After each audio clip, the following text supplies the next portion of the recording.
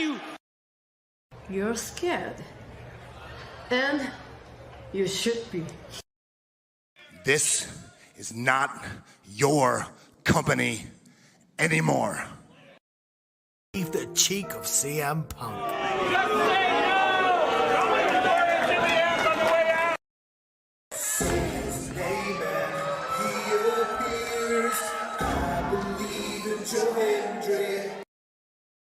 Out. Combo move. This is what they've been doing. Hey, McAfee. Everyone shut the up and sit down! We got a mom in the front row who taught her daughter how to suck dick. I'm Mina Shirakawa. I used to be a model. I want to put on a big show. And that's the bottom line, because Stone Cold said so. What is going on, everybody? Welcome once again to the Saturday Shenanigans, hosted by yours truly, the Renegade J.J. Williams. Hi, guys. Hi, guys. CM Punk drama bullshit to the side. I still consider Hangman the worst AEW champion they've had. First of all, we're going to bring in Walter Cruz. I said that as a joke when, what's his name, did his promo Monday. He said, I'm from a prestige university. I said he majored in Steiner math. We've got the Heb man, James Hebert, in the house. I do really cool and dumb things. Bring me your tits. Right. There's a lot of shit going on here. A lot of fucking crazy ass shit. Where is Noah JD? Well, say his name and he appears, because we believe in Noah Foster. Fuck is this intro? It is one of those things where, as fans, we do have these desires and what we want to see, but sometimes you can't always get what you want, and there are reasons you truly don't get what you want. I wouldn't even listen to this in Grand Theft Auto San Andreas. What the fuck is this shit? God, rapid whack. Like I said, never been a greater time to be a wrestling fan, and with more companies in a more lucrative spot, in a more comfortable business spot, in a sense of mind, it seems, than ever. Again, WWE is not the only one. It is not the end-all, be-all. So let's go back to the Renegade Wrestling JJ Williams to get the official word. JJ, speak! Make sure you tune in every week, because you never know who's going to drop in to join the shenanigans. Catboy is in the house. Hello, my internet family. I say if you want to make them as evil as possible, make them really mad. We have Mansfield joining the party now. What is going on, Josh? Like I told no one when we were in Cleveland, him joining Tracy was just an unfortunate side effect of my shenanigans towards you, JJ. I know how it can get better, Noah. The panel chooses you. Shut the fuck up, Josh. You said that so like. They got some of the intro back. Yeah, I was gonna say. Just like how you and I had lunch together the other week. That was different. Ladies and gentlemen, the King is here. Say his name and he appears. We believe in King A-Train. There are so many believers in Joe Hendry. The only person on this panel that doesn't believe in Joe Hendry is King A-Train.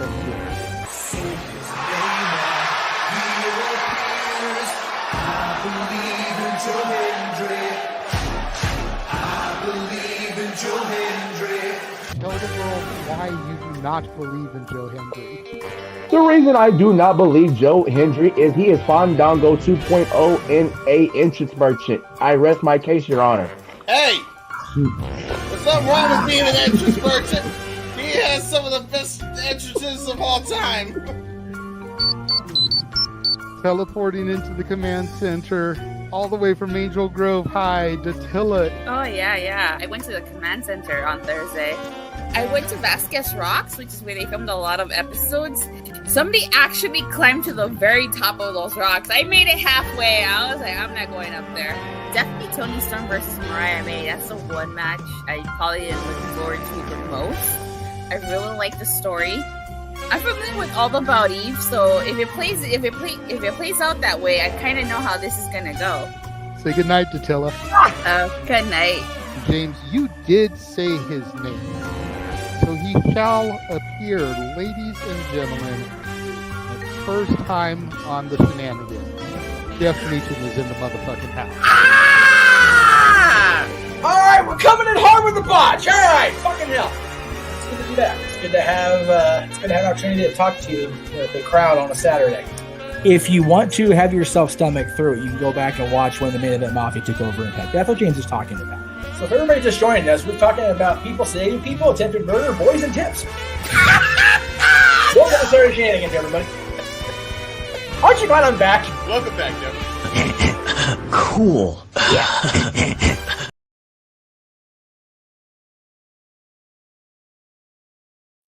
What is going on, everybody, and welcome to another brand new installment of the Saturday Shenanigans. I, of course, am your host and moderator, the Renegade JJ Williams. Good to see everybody here tonight. Got a nice little turnout here so far. We are not going to wait. We are not going to stall any further. Let's go ahead and begin to bring in our panel. First and foremost, he is my brother from another mother. He is the birthday boy. Stat Boy Mike is in the house. What is going on, Stat Boy? What's up, my internet family? Wow, off the heels of one hell of a pay-per-view and a nice chill birthday, I'm good. Good. I need to go. Good. I need to do a shot of Terramana. I totally forgot. I got to do a shot of Terramana before we go off the air. Doggone it. Got to get that done. I'm good. Well, if you want, you can go grab that while I begin to bring in everybody else. Gonna bring in the man who just called Bad Blood. The simple man with the spectacular voice, Noah Foster, is in the house. What is going on, good sir? Hello. I'm tired, but I'm all right. I got everything ready for church tomorrow. It's been a good day. Very interesting PLE. A lot of suspension of disbelief, especially with some aftermath shared by my ACW fam. So curious to see what's ahead tonight on the agenda for the Shenanigans, and then get some sleep because I've been up since 8 a.m. And I did not mean that for that to rhyme, but it has been a long, daggum day, if I'm being honest with everyone here at Virtual Ringside. So good to see you, JJ. Good to be here. I hope that you are doing well, too. And it was fun having Mikey for the first time ever as guest commentary outside the Royal Rumble as well. Hopefully it's not his last. As always, sir, it is good to be seen. It is good to be here. I don't know if you have been following our UFC coverage tonight with Walter and James, but I popped in there momentarily about a half hour ago because there was an announcement that I wanted to make. I'll go ahead and make it here right now. As of this moment, just on my channel alone, we've had 1,120 views on Bad Blood. Wow. Holy shit. That makes it one of the most viewed watch-alongs, I believe, ever on my platform. That is a testament to you. Don't give me the you're too kind, because it's the truth, but that is a testament to you. That is a testament to Walter. That is a testament to everything we have built with our watch-along coverage, going back to the Jeff Meacham Network, Multiversa Media, carrying through to now. 1,120 views just on my channel. Congratulations, sir. You are the voice of the watch-alongs. You always have been. God willing, you always will be. Congratulations, sir.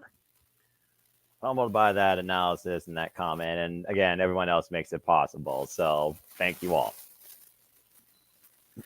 Last person we're going to bring in to join the crew, at least for now, because I do have a couple of people that will probably be popping in later. I'm sure Walter and James will join, depending on what time UFC gets done and if we're still on the air. And I have been told that one person will probably pop in once we're done discussing Bad Blood. But before we get to all those folks, making his return to the Shenanigans is a man that Noah knows very well. Keen A-Train in the house. Woo!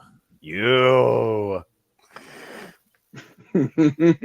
Surprise. Hi, guys. Hi, King. We are ATW. Keen's last visit to the Shenanigans was so impactful that he made the intro. Welcome to the family, bro. Good to see you again. Good to see y'all. Good to see y'all. I just got done watching Collision here hours ago. Just been on YouTube watching videos, really. Yeah, how do you feel about the Outrunners, by the way, in their match? Don't you start with me with this You Outrunner respect the talk. Outrunners. You respect the youngest. No, man I will in not history. respect the Outrunners. No, if I want Miami Wave, Sit Wave, I won't want GTA Vice City.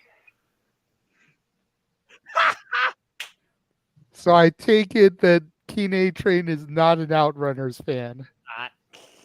No. Okay, Keen. Outrunners or Joe Hendry? Uh-oh. And yes, you have to pick one. Why, JJ, you're putting me in a tough spot. That's what he does. He's my brother. That's right. Just ask Noah all the times that I've put him in tough spots. It's accurate. It's very accurate because we do that to you too as well. Oh my goodness. Outrunners. Gotta go Outrunners. Yes! Wow. Yeah, I was hoping he would go Joe Hendry and we'd actually have cracked him. If he's gonna pick time out. If you'll get this one. If he's gonna pick Joe Hendry, Pop is gonna pick the Cowboys to win the Super Bowl. Goddamn.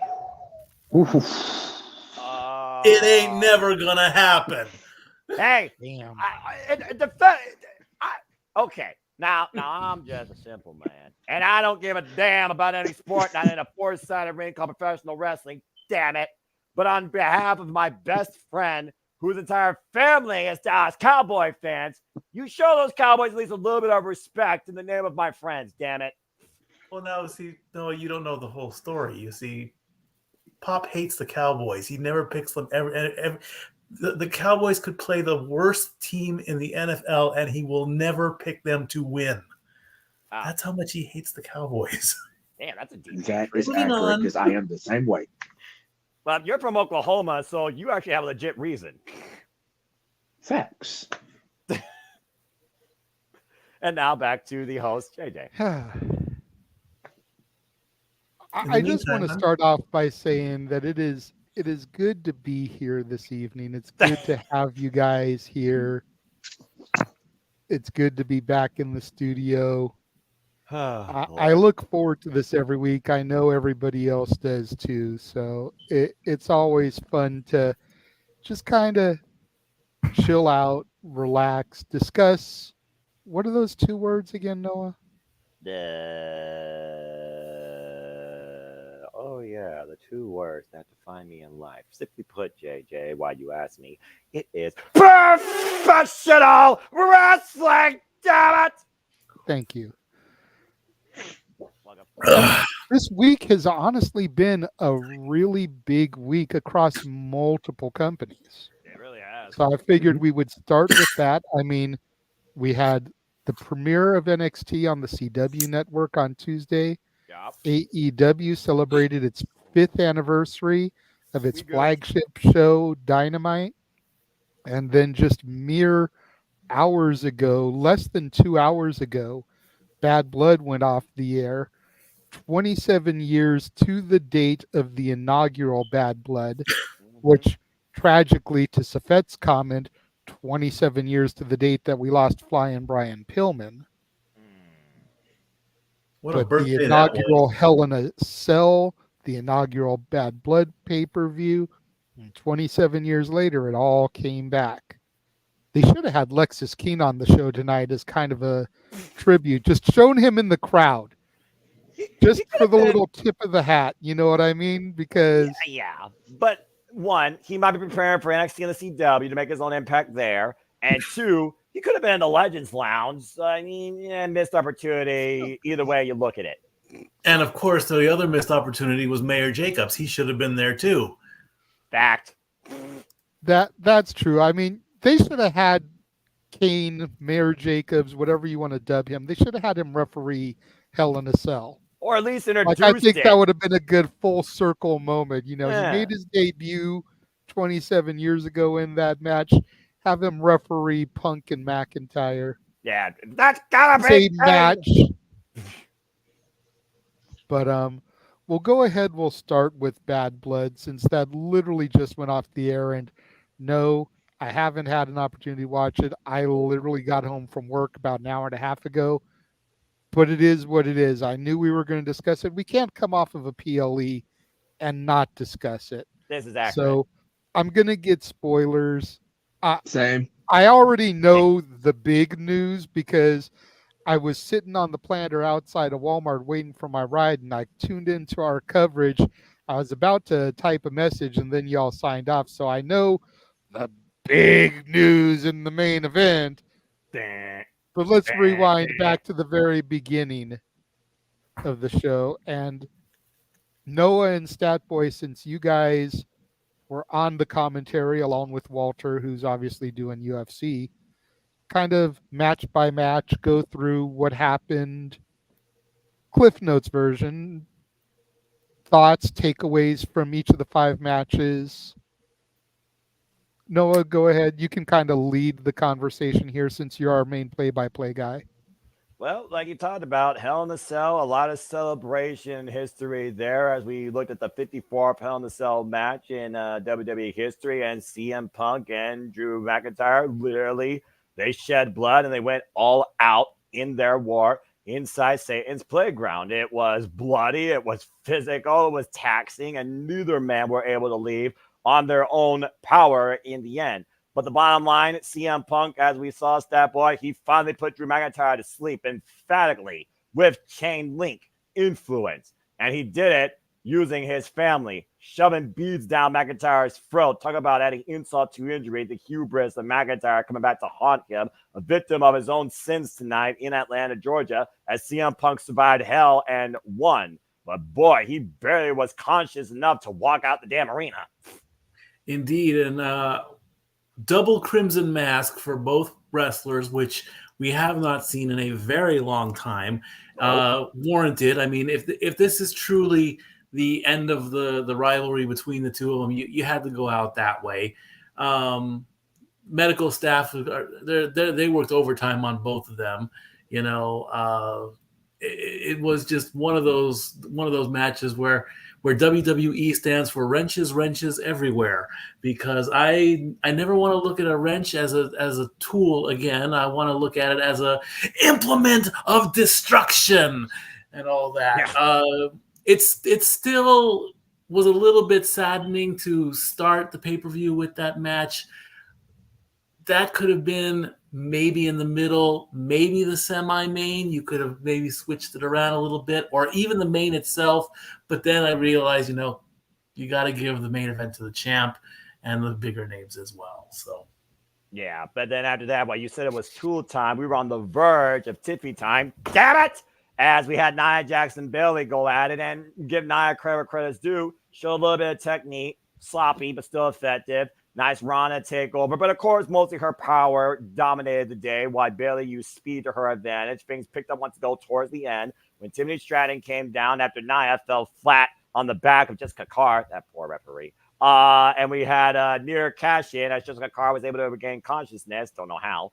But as Nia rose up from the dead and saw the briefcase in Tiffany's hand, she was about to go into a rage, and Bayley nearly stole the win. I was rooting for that, but double damn it. At the end of the day, briefcase thrown, distraction, annihilated was Bayley. Nia Jax still champion, but I think Nia Jax is even less trust for Tiffany Stratton. I think Tiffy time is coming sooner than we think, but I think we're finally done with the Bayley and Nia Jax saga. That's good. Really quickly, let me jump in here just to address Arlene and Emmanuel. You guys can make your comments that are spoiler related. Super chat if you want, Emmanuel, that's fine. Like I said, we have to discuss the PLE since it just ended, so I'm going to get spoilers. I'm still going to watch it, whether I watch it tomorrow or whether I watch it Tuesday, which will be my first day off this weekend. I may end up seeing Raw before I see the PLE, so I'll get it spoiled on Raw anyway. So y'all are good. Feel free to ask your questions, even if they are spoiler related. especially if you're going to super chat them. You know, Los Domingos is. We always respect and appreciate you guys. Go ahead, Mikey. Sorry for cutting you off. Yeah, it almost was Tiffy time. Would have been okay with because that would finally, they could probably finish that story and give Tiffy her chance. But in the end, like Noah said, the briefcase was dropped. Jessica picked it up. The strap came loose and whatever, and then finally, no cash in tonight. But the bond between Naya and Tiffany are just a little. There's a little bit of doubt, but there was a subtle little wink that Naya knew what was going on. So Tiffany will have her time. The clock just hasn't gone off yet. It's still ticking.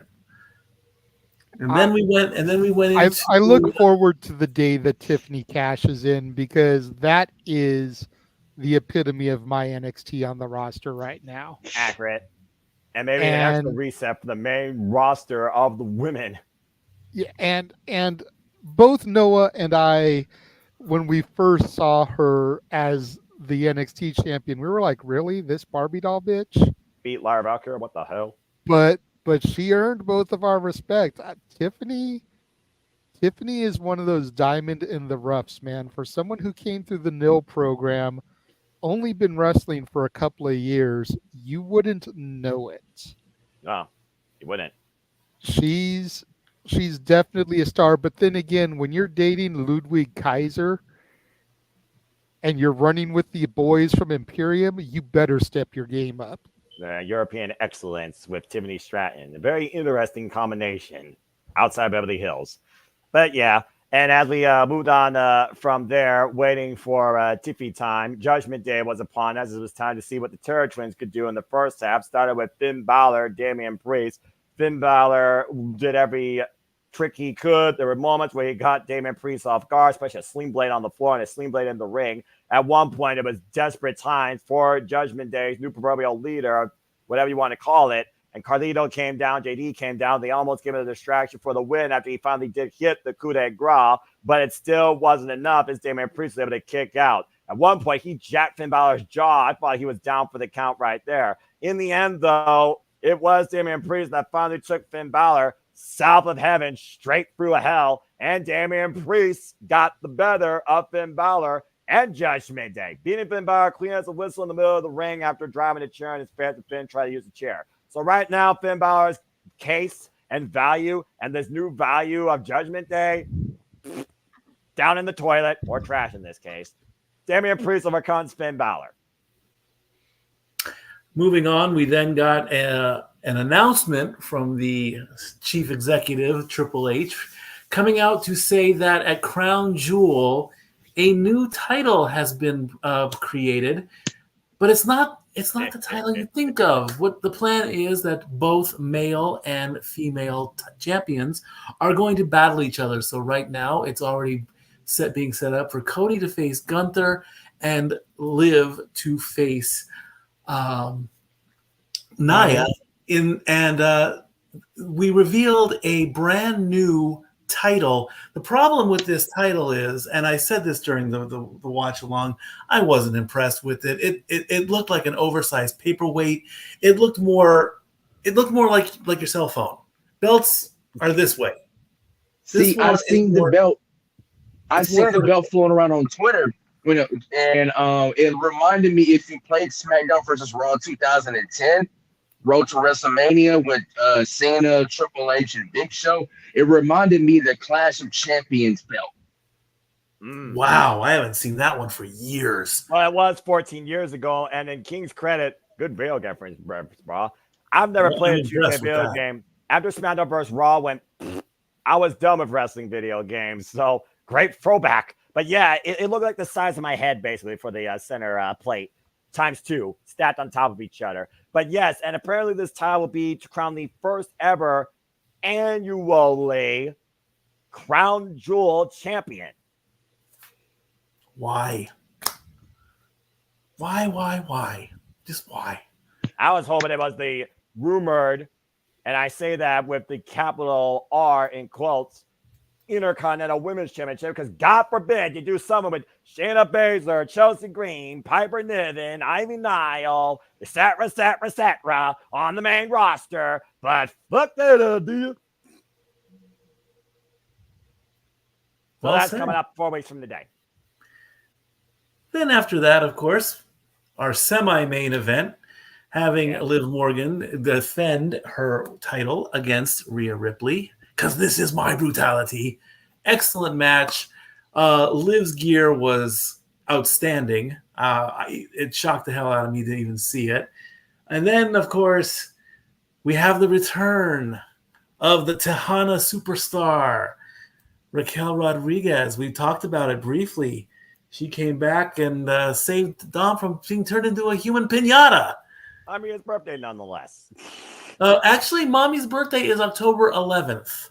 Oh, they just did early. That's fair. Yes, they kept saying it was an early birthday present for her. No, unfortunately, I do not share my birthday with Rhea Ripley. I share my birthday with Terry Reynolds, one of the original mommies. That's still not a bad trade-off. But yeah, and I'll give Liv Morgan credit where credit's due. Very smart wrestling. Attacking the leg, avalanche code breaker out of the corner. She showed some unique offense here. There's that tile, by the way. Yeah, I mean, look at that. Is not a properly shaped belt for one. It looks like one of those old school throwback belts, like the Mid-Atlantic Championship, only wider. But Triple H did claim that there are 50-carat diamonds in that belt. You know how the Saudis are with their money. They are extravagant, expensive, and super rich. If you think Elon Musk has money, I think the Saudis top him. Just saying. You very well might be right. But also, we know how belts like to get stolen here in the U.S. If I was Triple H, I'd keep that belt over in Saudi Arabia. Like, here's your win. Okay, take a picture. Okay, put it back in the vault. But anyway. Keep it there. Yeah, right. Back to current day standards. It was a very great back and forth match. Pinnacle moment was the Riptide on the floor. And Rhea Ripley was just continuing to add insult to injury in front of Dominic Mysterio while he couldn't do anything. At one point, as Statboy said, he tried to climb out the cage because it wasn't secured. And he ended up getting hung upside down by a chain for it. When Rhea was teeing off like a piñata against with a kendo stick. And as she continued the punishment out there, referee allowing it, by the way, she told the referee, I got some business to take care of. Another ghost of her past that she injured, by the way, also a previous victim of her championship run, Raquel Rodriguez, the former tag running mate of Liv Morgan, as they are, of course, former tag team champions. And the match got thrown out via disqualification as Rhea was left out with a powerbomb. So while Priest prevailed, Rhea came up short. And Raquel has a heavy now with her. Or excuse me, Liv has a heavy now with her and Raquel. But still, it was a very game match. I give credit where credit's due. Emmanuel asked a question here. He says, was it a botch when Raquel came in, attacked Mommy, and then put Liv on the top when the match was already called off? Oh, yeah, absolutely. There is no doubt in my mind that was a botch. They were thinking that the referee didn't call for the bell. Maybe they think the referee was visibly bumped while the referee was wearing that weird, stupid camera thing again. There's no doubt that Raquel was out there to give Liv the 3, but the match was already thrown out. DQ, Rhea wins.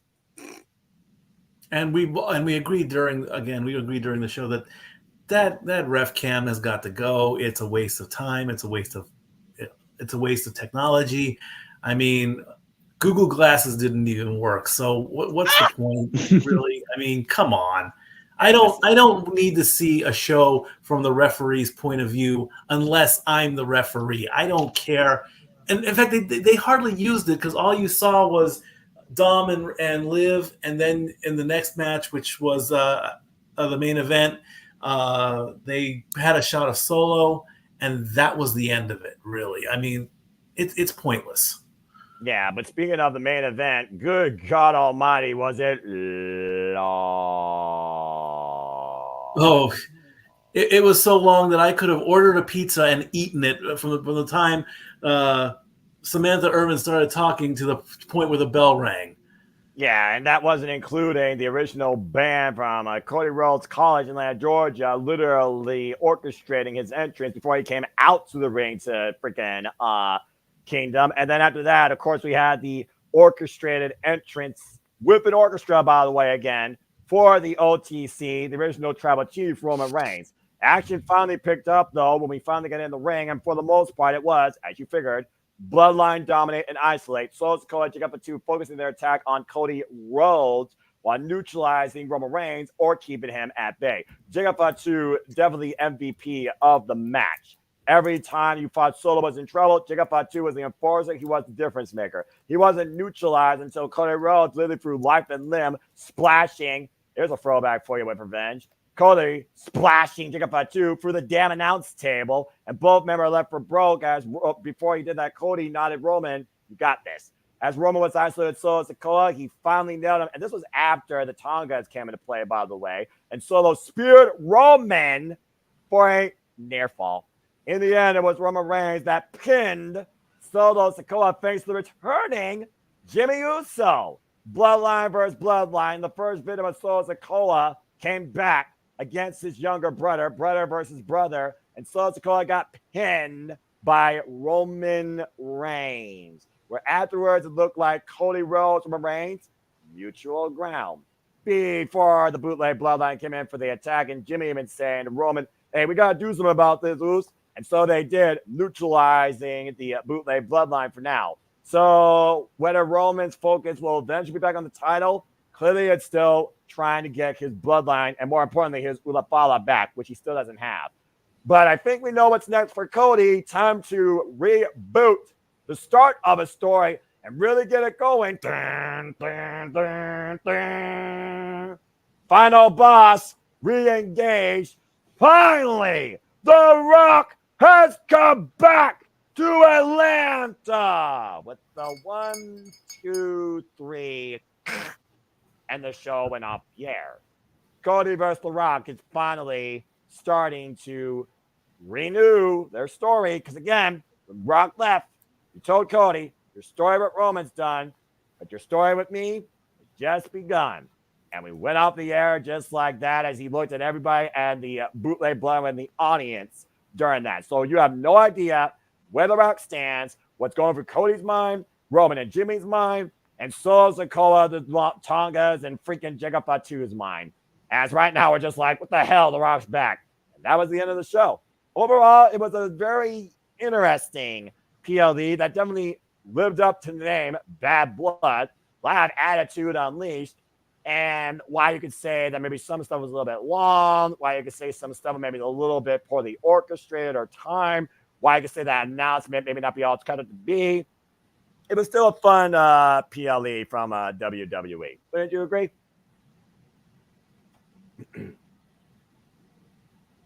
He's thinking. Indeed. I enjoyed it thoroughly.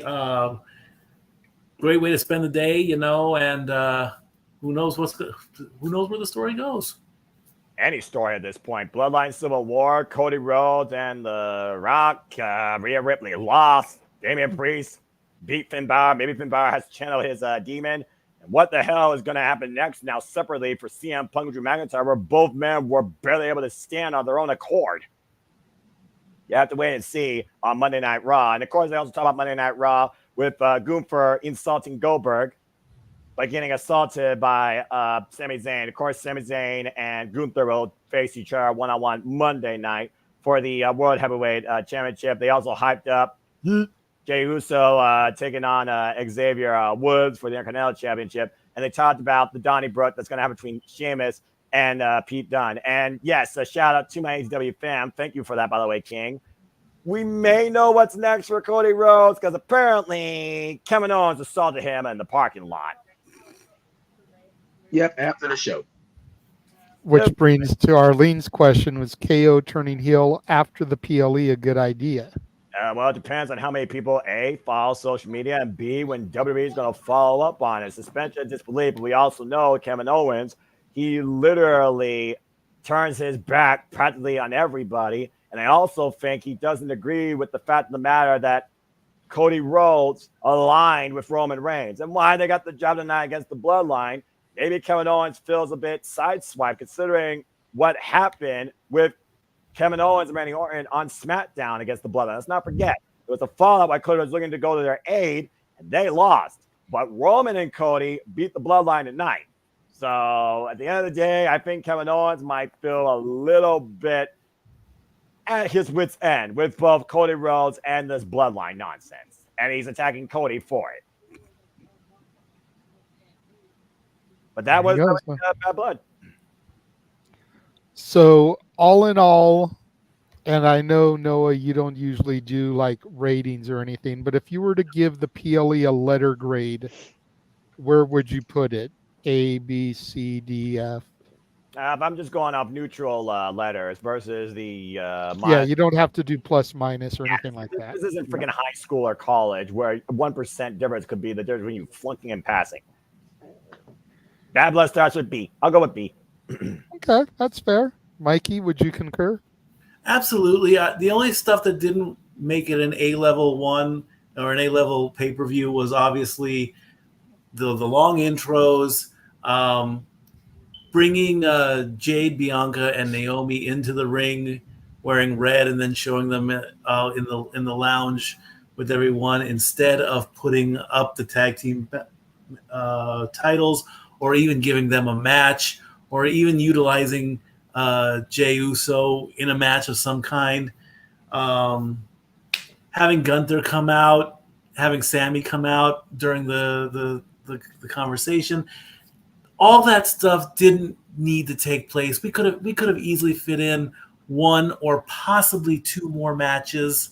I mean, just a throwaway match of some kind with somebody, would have made it a little bit better. 5 matches in the course of about 3 hours or so just wasn't quite good enough to give it that A. So a B is still passing.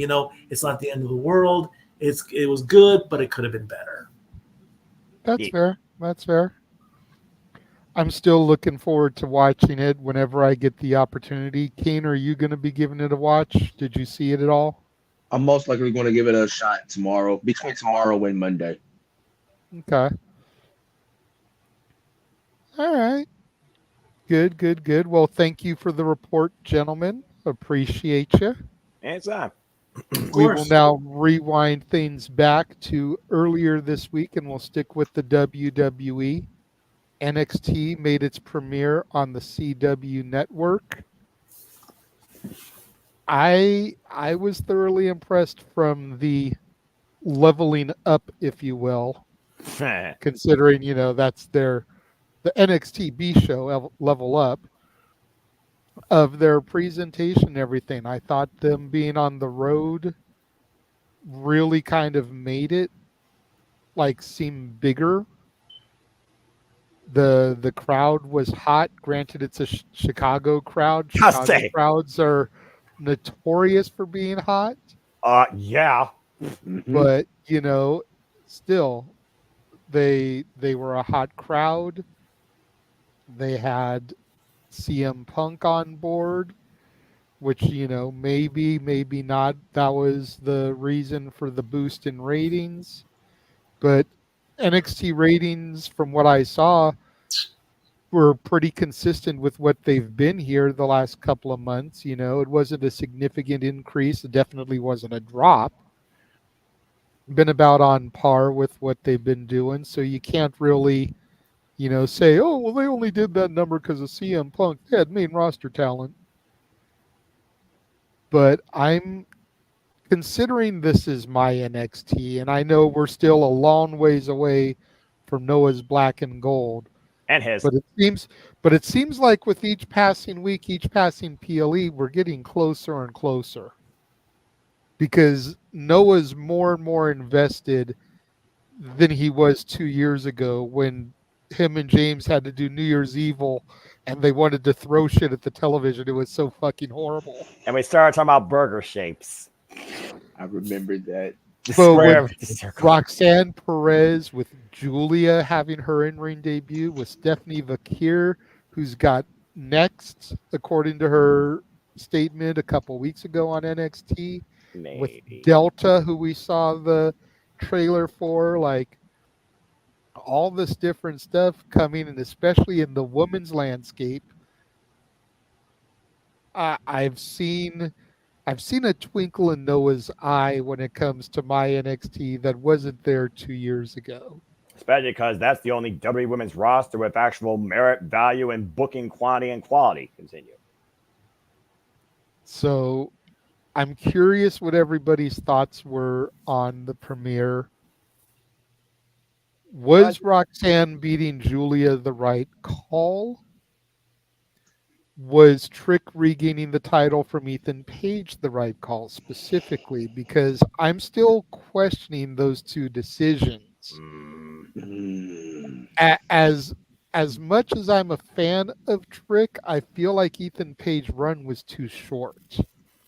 I feel like they should have, if anything, saved the title change until Halloween Havoc, the PLE at the end of the month. Whereas I feel like Julia maybe should have dethroned Roxanne. You know, I like Roxy. I think she's been doing good work, but especially now that Cora is back, if Cora had cost Roxy the title in order to reignite their rivalry, instead of helping her, which really made no sense considering the last time we saw them, they were engulfed in a blood feud. Right. You know, I think it would have made more sense for Cora to cost the title to Julia. Yes, there would have been an asterisk next to Julia's name because dubious means that she won it, but that asterisk could be erased come the rematch, you know.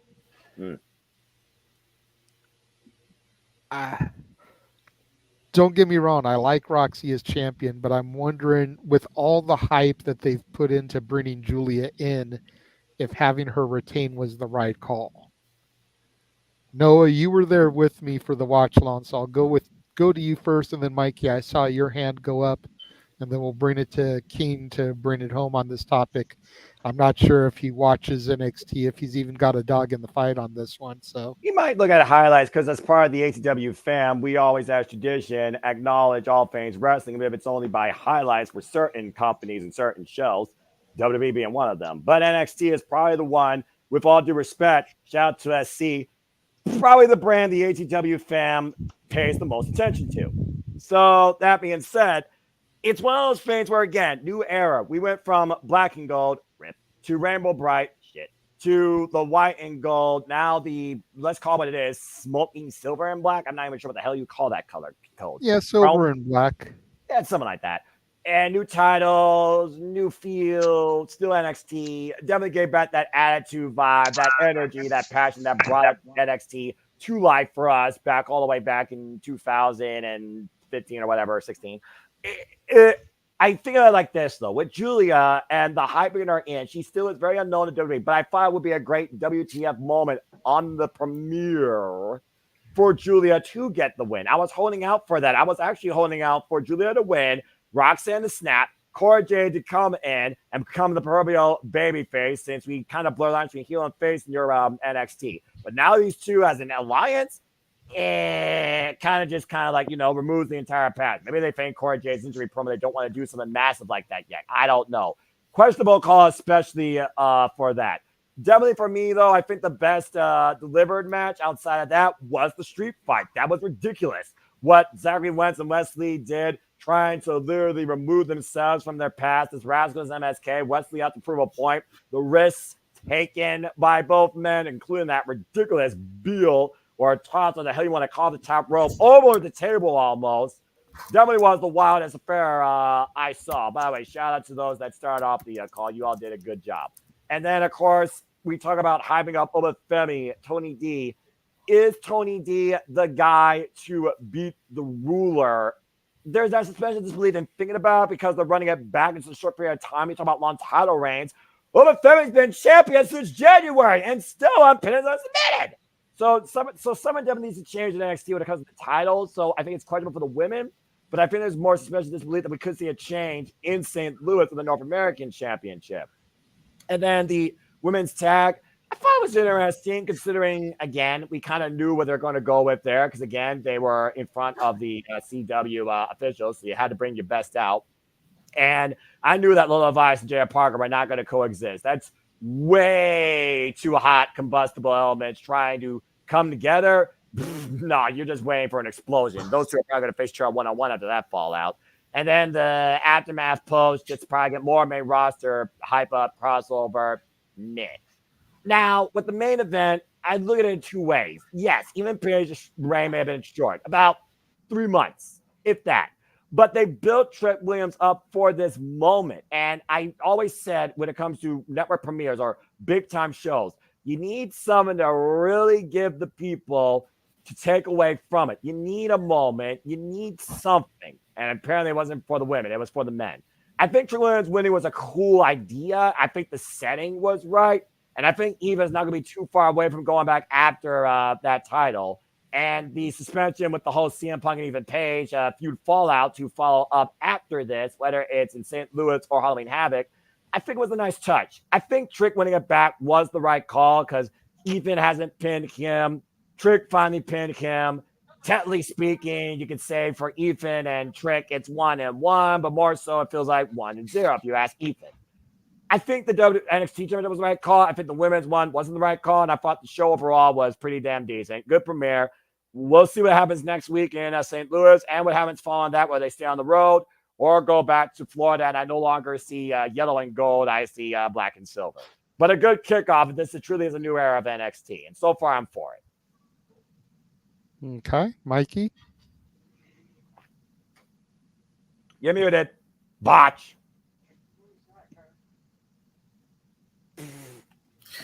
It's the tequila. Okay. Kudos to NXT for, getting a deal with the CW and all that. If the CW is one of the lesser power type stations, they're not NBC, they're not ABC, they're not CBS, they're not Fox, they're not USA. So it makes sense. I would have maybe liked to see that happen. But hey, if it's a step up and NXT is, of course, the next level, then the CW, it fits and works. The what I saw of Ethan Page, especially in the match that he had with Joe Hendry for the NXT title, it was very surprising to see Trick win the title and get and become NXT champion. Good for him and all that. Between the what I've seen, I know a little bit about Trick and whoop that Trick makes it works for him. It works. I like it. Oh, hello, Jeff. Man. Wow. Think of his name and he appears. There you go. Okay, good. Yeah. How about that? You started, JJ. So, yeah. I mean, I would have actually like to see a little.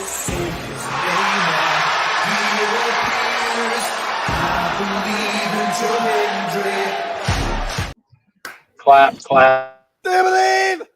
There it is. Yeah, I do believe. I would have. He does not. That's why he turned his icon on. I would have liked to see a little bit more of Ethan Page with the belt, but decisions are made all the time. I still need to maybe watch a little bit more of NXT, not just one match every few months or so. But yeah, I'm hey, who knows where they're going, because they every show they raise the bar higher and higher and higher until they're possibly surpassing everything else. Anyway, fam, it's been real. It's been fun. I love you all guys. It's been a great birthday. I got things. You don't get to leave yet. I don't get to leave yet? You don't get to leave yet. Happy birthday, Stat Boy. What's gonna happen? Happy birthday, Stat Boy. I'm scaring everyone in the car because I sound like such crud. And that's okay. And you're driving me to drink. And to think everybody that's watching, all 11 people, didn't even have to super chat for that one. That's right, because Mikey's a special guy and gets a special birthday song from the worst singer on the panel by a lot. Right. That's 2 weeks in a row, because last week was James too. Oh, there you go. That's solid. There you go. There you go, indeed. So, family, I'm going to take my leave. Follow me on Twitter and social media at LBStatKid1977. I'm on the Instagram at StatBoy13. Just because the sports bar isn't being produced, that doesn't mean I'm not paying attention to what's going on in the world of sports. The MLB playoffs have just started. We are in week 5 of the NFL. The Chiefs and the Vikings are your two undefeated teams. The Vikings play tomorrow morning at 9:30 in the morning. If Datilla pops in, please remind her to make her picks because I don't want to be the one to tell her that she's getting a 0. And until then, I love you all, family. I haven't done this one in a while. Stat Boy out. And then there were 4. I need to go too, unfortunately. I will, but happy birthday to Mikey. Good to see everybody. I know Pat Blood's doing good numbers on JJ's channel, so that's awesome. I actually get to see the main event, so I'm going to hopefully get back to the house and watch that with my niece when she gets home. And we will hopefully see you guys next week when I'm in my own place and I can talk forever. But for now, good night, kids. Thank you, Jeff. And then there were 3. Well, this should be interesting. Me and JJ went for 2 hours. What the hell are me, King, and JJ about to do over who knows what as we get back to the talk about all things wrestling? Almost an impromptu in this way, and we will be doing impromptu again soon, folks. Stay tuned for that. So yeah, that was my fuss in NXT. That's his fuss in NXT. King, have you highlighted or looked at NXT? I know we talk about a bit about it forbidden with SC and the chat and stuff like that. You and I are also huge proponents of the whoop that trick. Damn it. And also the women's division. What did you figure of the premiere? Did you go back, watch it, or see any highlights yourself? I've seen the highlights of mostly Trick and Ethan and Roxanne and Julia. And my only takeaway, which both of them have in common, I'm talking about Trick and Roxanne, they're main roster ready, I feel like, in my opinion. Like, Julia, should have she got the win in Chicago? Part of me says yes, but I agree with JJ. Should have had Roxanne keep the title at least a little bit longer until Halloween Havoc. But I feel like Roxanne has done more with that title that I feel like it's time for her to drop it. And I hope that does happen at Halloween Havoc if they run it back with Julia or Stephanie back or whoever. And then Trick. I like Trick. I respect Trick. But why do we need to put the title back on him if we're going to start this rebrand of NXT with the new logo and then the new championships? Like, I felt like Ethan should have kept it longer. I actually liked his run as champion in NXT. It had me a little bit more invested. I wouldn't say that more invested in when he was in AEW, but it at least had me more invested in him in NXT being champion. So, of course, Ethan should have held his title a little longer. But overall, I think NXT is going to do good on the CW. That's fair. As JJ would say. That's fair. And again, that's his brand. So there you go. But now I think it's only fitting, JJ. You had me first start with NXT. You already know what me and this bruv's about since day 0. Let's move into Wednesday. Well, I just wanted to piggyback real quick on what Keen said. It's like, I agree with you that Roxanne is main roster ready. Been ready. Me and Noah have talked about this ad nauseum. It feels like the only reason Roxanne is still down there is because of Cora Jade's injury that she suffered at the beginning of the year. Ding. And I'm not Shawn Michaels. I can't sit here and say that that's 100% factual. I can only speculate like other dirt sheet journalists do. Right. But Roxanne Perez, she really just needed WWE seasoning when she came to NXT. Very much. That's why she kind of had the rocket strapped to her and she won everything so quickly.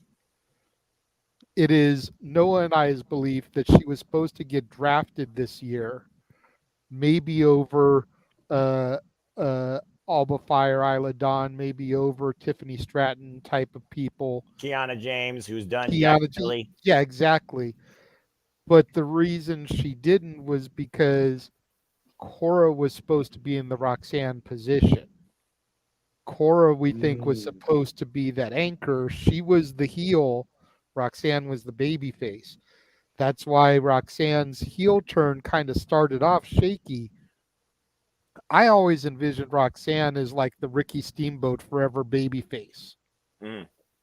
You know, I thought she was going to be that chick that never turned. Because it's so easy to like Roxanne. Right. Even as the heel, it's hard to hate her because she's so good.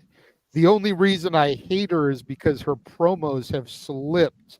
Her promo game is garbage now that she's a heel. Yeah, she seems more anxious when she speaks, and it's almost like she's got that nervous confidence, but it doesn't carry over with a strong heel versus a bitch slap to the face. Yeah, whereas Trick, I like Trick.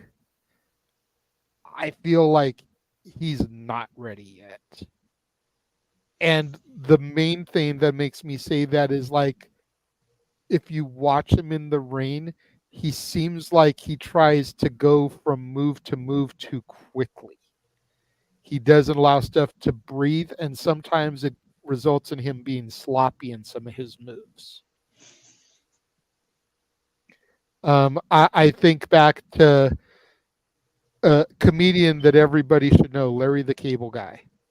When he was first starting on the scene, he would go to the microphone and he would get his routine in like a couple of minutes instead of letting the jokes and the stories of the jokes kind of draw out and giving the audience a chance to get the humor and let the joke breathe for a minute. I feel like that's Trick in the ring. He's good enough to be in the upper mid-card main event of NXT. If he goes to the main roster, he's going to be in catering. Look at Cedric Alexander. They sent him back to NXT because they weren't doing shit with him. That's fair. Where's Shinsuke Nakamura been? That hurt my heart a bit. You know, unless they moved him to the main roster and put him back with Mello, I don't see him being a featured player. Yeah, and fair. I've kind of seen that stutter step to JJ's point, particularly when it comes to the bigger shows, the bigger PLEs, for example, the larger audiences versus that ingrown, smaller audience at the Performance Center down in Florida. I do think the nerves get to him sometimes on those type of stages in front of the bigger crowd, particularly where, let's just put it what it is. No matter what company you watch, no matter who you watch or what we watch, wrestling is a 110% focused art. There's the camera, there's the shots, there's the moments, there's the moves, there's your opponent, there's the FQs. And if one of those things is out of sync, then the whole kibosh falls apart. And I think we've seen that more so with Trick's in-ring work in the bigger spots than in smaller areas. Whereas protected and stuff like that, like with Pete Dunne in a last man standing match, where all you got to do is work on dropping a guy down for a 10 count. It doesn't have to stay in the ring. It's one of those things where, based on circumstances for telling, I think Trick still is finding his rooting. And I think that's what people forget about when it comes to WWE, especially how everything is so damn, or supposed to be, so damn fine-tuned, where I think other places, because it's more of a focus on the wrestling, the capability in ring, it's more loosely. Yeah, I completely agree. I mean, I think it's good that he still gets nerves, that he gets those butterflies. You know, you'll hear rock musicians that have been on stage, you know, for 10, 15, 20 years talk about sometimes they'll play a huge venue and they still get the butterflies, something that's iconic like a Madison Square Garden or a Wembley Stadium, you know, and just stepping inside of those hallowed halls, as it were, they still get the butterflies. So I think it's good, but I also feel like it's having a negative effect on Trick's performance. And, you know, maybe another year or so, you know, maybe the 2026 draft, I think he'll be fine-tuned enough that he'll be ready for that type of thing. I'm not sure if he'll be ready for next year. He can definitely show me something in the next 4 or 5 months and prove me wrong. But I think he's definitely got at least another year down there. And I think Trick can be that face of NXT for the time being. Yeah. I don't know if taking the strap off of Ethan Page was the right call. Ethan Page has been so good since coming to NXT. I mean, and we're going to make that transition into AEW, but his on-screen abilities and performance in ring and his promo have almost been a big fuck you to Tony Khan, because it's like, why were you not utilizing him better? If you had this backstage with that promo ability and that athletic ability, why was he just on like Dark and Elevation? I still think he should have been Ring of Honor World Television Champion because of the drive of the story that he was putting towards that was the route we thought he was going whenever earlier this year on Ring of Honor Television on Honor Club, that he was positioned to win the Ring of Honor World Television Championship. And all of a sudden, plan didn't even fall through. Just dropped. It just got dropped completely. And Ethan Page courteously said that it was time for me to go. I mean, it's one of those things also where people like Sean Spears, Ethan Page, Cody Rhodes have no bad ill towards AEW. It's just when you think that you don't necessarily have what A, the company's looking for in you, or B, you think you can't do more where you're at too, you need to try and explore our adventure. And so that's what they did. And all three men are better off for it because at the end of the day, they found their footing in that new environment. So kudos to them. And kudos to not having any bad will or being a dickhead about what you used to work either, when it didn't really do nothing wrong with you. They just didn't do enough booking-wise with you. And that's still a flaw with every company in this business, particularly WWE and AEW, respectfully, considering they're the two biggest players on the planet. Mm-hmm. That's fair. Well, I was going to go right into the Dynamite thing, but we did get a super chat from Emmanuel, so I think we'll go ahead and talk about that real quick. That was going to be my other topic. Okay. Emmanuel with $2 says, what are your thoughts on AEW holding the Lucha Brothers hostage? I feel like going into this now might be good, because that way we can end on a high note with the 5th anniversary of Dynamite instead of ending on a negative note. I have mixed feelings about this. Same. And like, I don't, I know how pro AEW Keen is. You know, Noah to a certain extent as well, but like really Keen, because I see his posts about people pushing the goalposts back and everything. Like he's in the trenches with Tony Khan and the Elite and all that shit, fighting the good fight. God bless you, but so I don't want to come off. I don't want to come off as such a negative Nancy, but like, all I think of is how Tony Khan in these 5 years has claimed that he's going to do everything the opposite of what Vince McMahon would do.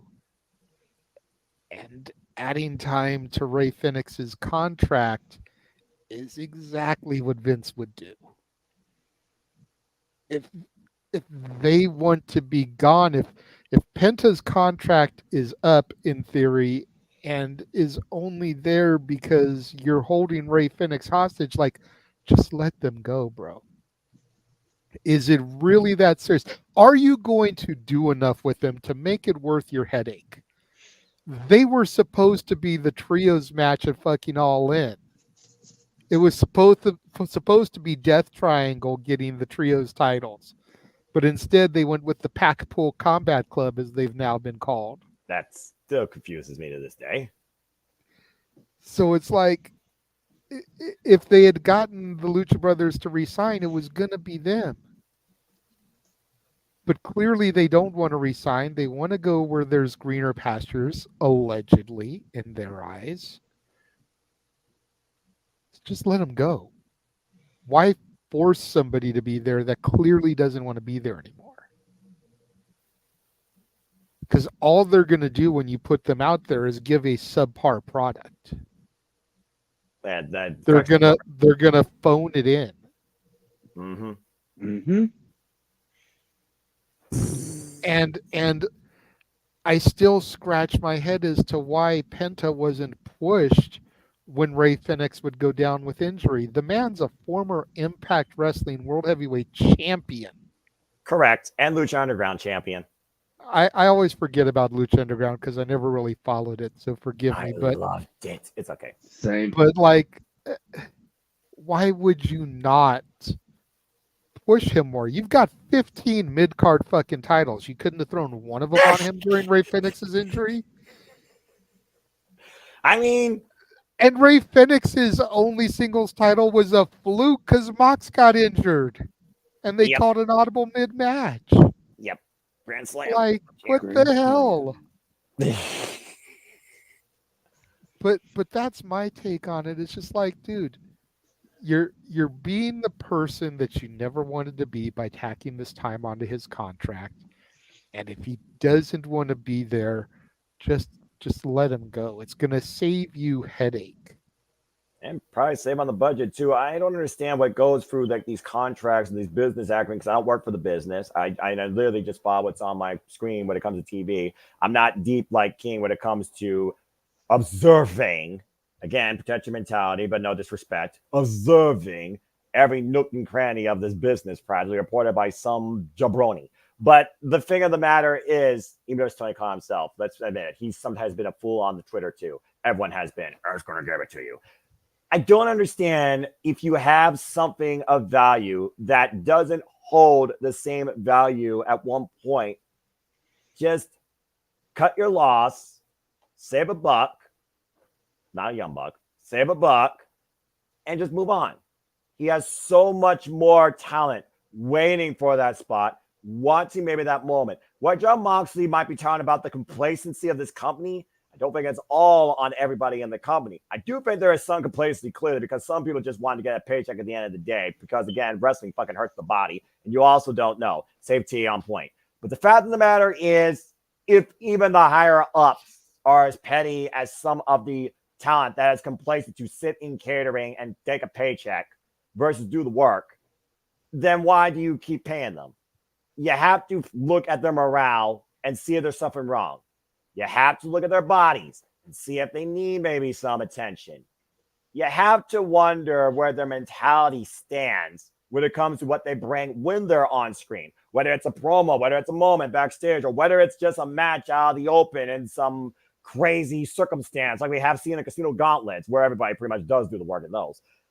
It's one of those things where, again, the business at the end of the day is about money. Everyone is going to be about money. Now, not necessarily I don't think of pro wrestlers just about the money. I think there are truly some people that care about the business itself and what they do in that ring and how much they do in that ring.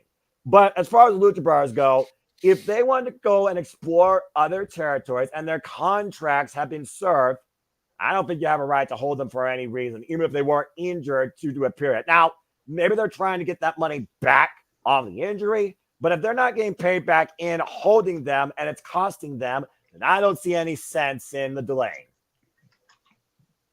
Yeah, it's like it would be different if Tony is using them, but he's not even booking them. It's like if you're gonna hold them hostage, at least fucking use them on television. I mean, shoot, we can have like Lucha Bros versus Pac and Claudio or whatever, and basically just give them a few more matches, and whenever their contract expires, let them go. Because we got tag teams out here that's waiting to basically get shine in the tag team division. I mean, for instance, even though I don't like them, the Outrunners are getting more shine, and you still got the Lucha Bros still holding hostage. You got Private Party and Top Flight finally getting back into the tag team scene and finally getting their shine back. You got plenty more tag teams in the AEW tag team division. But if the Lucha Bros want to go, let them go to WWE. Let them. They've done what they needed to done in AEW, which thank you, Lucha Bros. Thank you, Rey. Thank you, Penta. Thank you for giving me one of the best of 7 matches in wrestling I never thought would happen in a trios way. So You saw that live, the freaking end game. Exactly. So respect to y'all for that. So like Tony does not need to do this, and if I feel like he does, that's going to make me lose respect for him about this much. I just hope he doesn't do it and just lets him go. I mean, if anything else, have them put those other teams over. Private Party could use a win over somebody like the Lucha Brothers. Top Flight could use a victory over someone like the Lucha Brothers. The Outrunners could use a big W over somebody like the Lucha Brothers. It would help establish them as a serious name. If LFI is reforming themselves with Roosh, the Beast Mortals, and freaking Darlistico, and you want to keep it Lucha Libre style, then put LFI over the Lucha Brothers because Roosh resigned. Seriously, have them do a match with Commander or something as a third and do a trios match. Well, Commander lately has been doing trios matches with Private Party, and there's been mixed results with that. But Private Party, Two Kings Point is on the up and up. Not only did they pin Young Bucks in trios action Friday night on Rampage. Spoiler alert for those that didn't watch Collision. I saw live. They beat House of Black and Top Flight in a triple threat number one contenders match. And it's Private Party versus the Young Bucks for the AEW Tag Team Championships now at Wrestle Dream. Mm-hmm. Good. Yeah, at this point, like I said, if what you have doesn't hold up, they want to move on, let them go. Period. Because if you're not getting money from it, you're wasting time and money. Mm-hmm. And going back to Safet's point, under the Vince McMahon rule, both companies were petty as fuck. Something we've noticed a lot since Triple H took over is Triple H isn't really cutting talent. He's not releasing them so that they have that 90-day no-compete clause. He's just allowing their contract to expire. Yeah. Yeah. As far as the contract thing goes, their contract could expire on a Monday, and on Wednesday they could be on Dynamite. It's like there's not that 90 days anymore that they have to wait. Different aspects, both companies are petty, but from the contract aspect, with Triple H versus Tony Khan, you're definitely on point. Mm-hmm. But the bottom line here is that if the Lucha Brothers don't want to be there, or any talent backstage for that matter, and this goes for any company, just let them go. Yeah. Ever revolving this business, especially with people. You saw what the Hardys did when they returned to TNA. Just saying. Well, anyway, hopefully, again, that gets nuked sooner rather than later and doesn't happen again. So that brings us to, unless we get other topics super chatted, the final topic for the night and the AEW 5th anniversary of Dynamite. AEW! So damn happy this company's seen 5 years and plenty more. Same. Well, where do we begin? Do you want to talk about, since we were talking about business? Again, he's the host. Because, like you said, big week for the wrestling business. Big week for AEW, particularly of what they did. Not bad for a 5-year company. Yeah, I mean, they finally announced their new television deal, which, depending on who you trust, who you listen to, is anywhere between $150 and $180 million deal. So kudos to Tony Khan. Streaming is coming down the road. Pay-per-views on the Max platform are coming later next year at discounted rates, which, again, we kind of briefly discussed it on the watch-along on Wednesday. I'm not exactly sure how they're going to do discounted, but hypothetically speaking, I'm thinking that whatever the cost for the Max app is, the pay-per-view will then be the difference so that they still get to like that $50 price point. But like if it's $15 a month for Max, then the pay-per-view will be $35 through the app. That way 35 and 15 is $50. Instead of paying an additional $50 via Triller, Fight TV, Bleacher Report, whatever. Yeah, I'll take anything below 40. Same. But I definitely have my questions and concerns about it. But again, I don't want to just sound like I'm big in the negative Nancy. And I know, Noah, we talk all the time about how TV ratings shouldn't count anymore because it's not like it was, even 10, 15 years ago. Right. With the way that streaming has taken over the world on a global scale. But from a business standpoint, still, you've got to wonder if the ratings for Dynamite keep dropping. Is Warner Brothers Discovery gonna, choose to exercise an option to get out of the deal? Because how long are they gonna allow, 700,000, 600,000, 500,000 to be okay in a 5-year extension? Well, I mean, I think bottom line, their bottom out was like 500,000, and they've been happy to see numbers beyond just that. I think during its entirety, I think it's a different standard between Fox, USA, and Warner Bros. Discovery when it comes to TBS and TNT. I mean, as long as they're happy, I mean, it's kind of like, one of those things where it's like, we just watch and wait and see. It's not like I'm getting paid any stock or anything to actually look at the numbers and crunch them and think about, if I put this person here, do I get more network time? Do I get more viewership here? Because there's peaks and valleys, like you said, but it is one of those things where I think the trust that's there after 5 years still speaks volumes. So I'm just going to continue watching it. But again, as long as they still are getting that consistency of minimum expectancy, I think that's all Warner Bros. Care about, especially with the fact that they want more sports-centered content because I think, King, you told me about this, like the NBA or something, the freaking Warner Bros. Discovery, they're losing that. So AEW helps make up that difference. And I think that also helped with the contract because they still want that sports eccentric content. I mean, it's one of those things where I don't think this was just something done overnight or considered overnight or even this year, but the consistency has always been there with that viewership, and that's probably all they care about, if nothing else. And why ratings don't matter, whether it's the numbers, whether it's the demo, or whether it's where you will add on lists of cable television, whoever still watches that nonsense.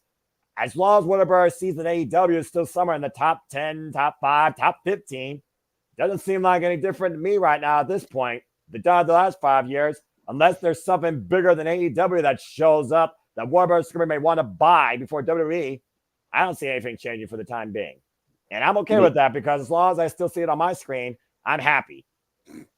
Same here with me. I mean, they've always been like, I know we don't talk about ratings and everything, but every time I see like a picture on my feed, they always be like at least top 5, top 3, maybe even number 1 on some Wednesdays when it comes to AEW Dynamite on Wednesdays when they get the ratings coming in for tomorrow, see where they've been ranked at. I mean, that's always been, like Noah said, that's always been their consistency, is to stay at least in the top 5 or whatnot, especially on Dynamite.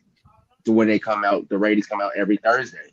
So with them getting this new deal, I mean, it's only from the up and up and on here. And plus, it's been rumored that Rampage, well, not really rumored now, because Andrew Zarian of Matt Man Podcast, I think earlier today or yesterday, said that Rampage will be out of here by the end of 2024, which leads to speculation that the AEW could also be getting another network on board, Fox on board with Shockwave.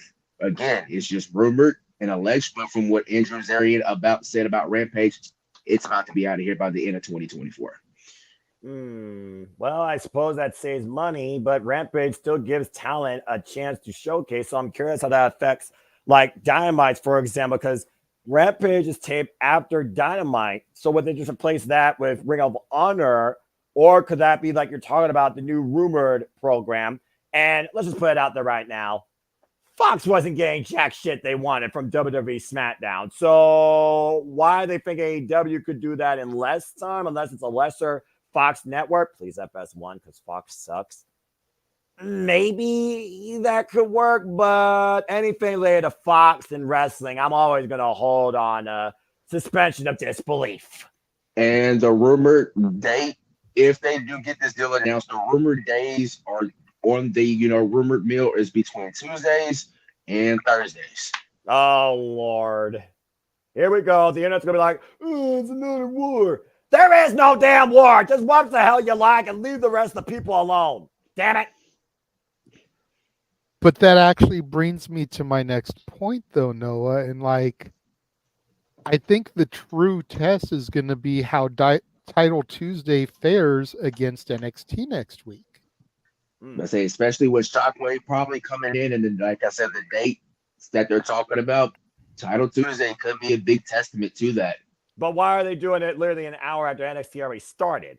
That's what confuses me. So avoid head-to-head. They want to avoid the hour head-to-head. They will rather settle for a 30-minute head-to-head like they did on Friday with Rampage with SmackDown years ago to do an hour. Okay. I guess that makes sense from a business standpoint. Again, I don't work for the business. I just watch what I freaking watch on TV. I enjoy live indoor wrestling. But I get what you both are saying. But the bottom line, if this TV deal they got for 5 years, whatever it is more than double what was their original thing that got them in the first place on Warner Bros. In 2019, bottom line, that's a success. After 5 years, congratulations to AEW and all that made it possible. Warner Bros., AEW, and anybody in between. Yeah, no doubt. Again, I don't want it to sound like I'm just being negative here. I'm definitely happy for AEW. Much like everybody else, I want AEW to succeed. I feel like they're paying attention to the wrong stuff to grow their brand. Tony Khan booking to the sickos is not going to allow them to really, and I don't know if they want to be at the level of WWE, but it's not going to allow them to become a really thriving company. You might clear the red ink and get into the black each year, but it's just a matter of how much do you get in there. Do you really want to make a profit, or is this just a hobby? Unlike Billy And Corgan. for all intents and purposes, right now, it just feels like this is a hobby to Tony Khan. And that's where I get worried. Because if this is just a hobby to him, then he doesn't care if he makes money. I think with the fact also, though, he probably maybe thinks he has enough money, unlike Billy Corgan, because, again, they are the owner of the Jacksonville Jaguars, so they got a football franchise to back up, not to mention his father and his other investments. Yeah. But I don't follow the Jaguars. I don't follow football that much, but the Jaguars are having a shit-tastic season right now. Oh, that sucks. I don't know if that's something you want to put stock in. I don't put stock in football at all, so what do I know? I'm just saying what the Khan family actually has. We know their father also has heavy investments in cars. But Tony Khan, to me, for being a curly-headed Twitter twat buffoon, let's call it as it is, king. Protect your mentality, folks. Don't be a boob. He is, by far, outside Triple H, the most passionate man I've ever seen book professional wrestling and put some damn care into it when it comes to the biggest times needed. Pay-per-views. There's one thing you can say about AEW. 99% of the time, the pay-per-views sometimes may seem long, but they sure as hell don't miss. Bring about an AEW respectfully. And also, Save T, I know about that. That's why I still hate Fox to this day. But it's one of those things now where I do wonder. You got 3 pay-per-views left. You got Wrestle Dreams, you got Full Gear, and you got freaking World's End. Not to mention, literally the following after that, you got Wrestle Dynasty in Tokyo, and you're going down under in Australia for Grand Slam. And now they are trying to explore a few more international ventures. I think it goes to that growth, that exposure, and development here, where it looks like AEW is trying to expand themselves. But at the end of the day, I think the biggest reason people who still follow AEW, they wanted something different than WWE. Even under a new regime, they just wanted something different than WWE. And AEW does give you that as a professional wrestling fan, whether you agree with everything with it or not. And I think that's what kept it going more than anything. They have that outlook for that said fan base, and it might be reaching out, for all we know, to others that we're just not seeing on a greater scale. But I think the fact that AEW stands out from WWE, just like TNA kind of has always stood its own testament of its own, goes to the longevity of what I think AEW is going to continue being. it's one of those things where, like you said, nobody wants to see AEW fail unless you're an absolute fucking idiot and you don't want to see wrestling succeed or prevail. But you can't argue that AEW has brought change and some good things to the wrestling business. It's encouraged, I think, others to try harder and others to come back and give this freaking business a chance. So you got to give credit where credit's due. And hopefully with this new TV deal, it will only mean more. Maybe not more to the WWE level, but more than what we've seen so far from an AEW level too. Especially if there's going to be another show on a different network or Rampage is going to go goodbye. And maybe it means Ring of Honor will finally get more focus or actual separation, distinction. That still remains to be seen. But I'm still going to keep following AEW. I can follow all things wrestling, but AEW is still definitely in my top 3. I'm the same sentiment because that's, underneath the Vince McMahon regime at WWE, I tuned out of wrestling completely until New Japan came along in my sight. And I just wanted to start watching New Japan because, Impact was going downhill with the whole Hulk Hogan, Eric Bischoff, Dixon Carter. But still, you get my point on that. Yeah. So I stopped watching that. And that's when New Japan came along. And then Ring of Honor was still in the mix in the trenches a little bit, along with Lucha Underground and whatnot. And then AEW came along in 2019. And it made me revitalize my love and passion for professional wrestling as a whole because I was so used. Like, of course, it was like me watching New Japan, but American. I mean, let's call it what it is. In that aspect, especially from Tony Khan's book and stuff, going back to the C2 to where we are now, because the Continental Classic, I felt like was basically getting the trains back on the track with the style of booking, because I remember him saying that he wanted to be back to be a more sports-based presentation after the Continental Classic it was a success last year to here we are now. And even under the Triple H regime, yes, I am still I will watch pay-per-view PLEs now than I've ever been with underneath the Vince McMahon regime, but I've been so, not more like pro AEW, but I'm also New Japan and Ring of Honor and everywhere else as well. So, but it's always going. But I mean, if you don't root for AEW to have the success that they have right now, then what are you doing? When WWE succeeds, AEW succeeds. We just want pro wrestling to succeed as a whole. Like, I know I keep saying this on Twitter and everything, and I know it's not going to get to anybody's head, but the tribalism needs to stop. We need pro wrestling to succeed as a whole. When WWE does good, AEW does good, 2 major wrestling companies in the United States of America, then everybody does good because it has everybody more valued options to where they can go. Whether that be WWE, whether that be AEW, whether that be TNA, whether that be MLW, or wherever.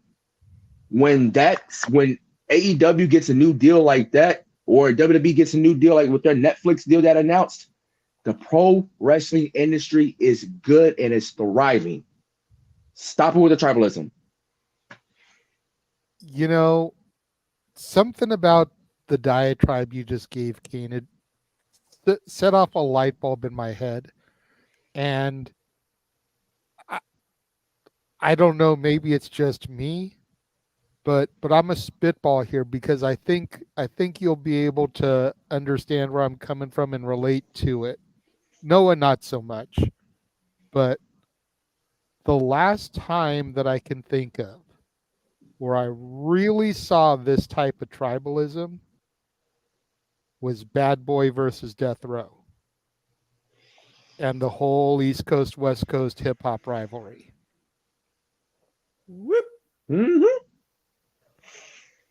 Like, seriously, it was like you were either ride or die Bad Boy, or you were ride or die Death Row. And anybody that fucked with either side, you automatically lost respect for them. You turned away from them. But I don't know why I didn't make this connection until now, but it's just something about the way you went off on that. What are your thoughts on that one? Do you see that too? I thought I was the only one. So you just now brought it up. It really does resemble that a lot, actually. because it's like if you're pro this, but you're not pro of this, you're going to be staying in that one bubble, and you're just going to be hate watching just to engage farm and just basically get your views up on Twitter, get your engagement money and whatnot. Mm-hmm. And it's like that, like, aren't you like, as that pro type of mindset, don't you get tired of moving goalposts for other company that you may not like, but you also want them to be around because it gives the wrestlers more involved to explore more options just to re-up their contract or to go to that company and say, like, we don't need another wrestling monopolization. That's what we don't want in 2024 and the years to go forward in this professional wrestling landscape. We've been there. We've done that. We do not need that again. Get out of that mindset. If pro wrestling succeeds as a whole, let your hate go. Someone put that on a freaking shirt and freaking put that as a quote of the day because damn it, ain't that the freaking truth? And the ironic part, Kane, is if you really think about it, that major rivalry that started with the 95 Source Awards and then went until Big E's death in 97, those 2 years were some of the best years for hip-hop music. Yep, because and right now is Pac some and of the Biggie. best years for pro wrestling. Damn it. More options than Mhm. ever. I mean, you look at again what each company also is bringing more eyes to other companies. WWE working with internationally Marigold, excuse me, that pro wrestling, Noah, TNA. This NXT innovation has been beautiful for women's wrestling, especially. And then AEW working with Ring of Honor, CMLL, Stardom. Go ahead and say it. Timeless. Tony Storm and Mina Shirakawa are a damn tag team right now, and Storm and their damn gum guys, the Stardom Tag Team Championship freaking tournament, and they're going to Wrestle Dynasty, where rumor has it right now to their reunion. Still can't believe that freaking happened. Kenny Omega and Tanahashi might become a tag team. If Omega can get cleared by then, I hope and pray to the wrestling gods he can get cleared by then. Diverticulitis is freaking no joke. But the bottom line, you should just want wrestling to succeed if you're a fan of this freaking business, not a fan of a damn free letters or a damn company. And that goes for any company. I echo Emmanuel's sentiment. We need more people to watch TNA. Yeah, I'm about to say, Emmanuel taking the words. Unfortunately, it's on a shitty ass network. If I'm Tony Khan, I'm pushing for Thursday to be the new show. Yeah, because you don't want to compete against NXT because right now NXT is cooking. Accurate. Again, that's one of the things I'm so worried about for next week. And we're going to have a simulcast watch along where we'll have one team calling Title Tuesday and me and Noah calling freaking NXT. So that's right. I can find the damn CW. That freaking channel's worse to find than Access TV. Yeah, I've seen a lot of complaints. Where can I find the CW? And then I've seen a lot of people say that, can you find it on the Hulu app? You can't even find the NXT on the Hulu app. It's on the CW. Yeah, it's like I have the CW app downloaded, but it doesn't come onto there until the day after, which is stupid. And I tried to do the YouTube live TV thing, but I only get West Coast feed. It's like, that don't help me if I'm trying to call it with the guy in the East Coast. I need East Coast feed. Holy shit. Whoa, ding, ding, ding, ding, ding, ding. Shadow Batash with a $50 super chat. Canadian, eh? Wrestling Shadow succeeds. Batash says, yes, when go ahead, Noah. Wrestling succeeds when all wrestling companies are successful and thriving, whether you enjoy the companies or not.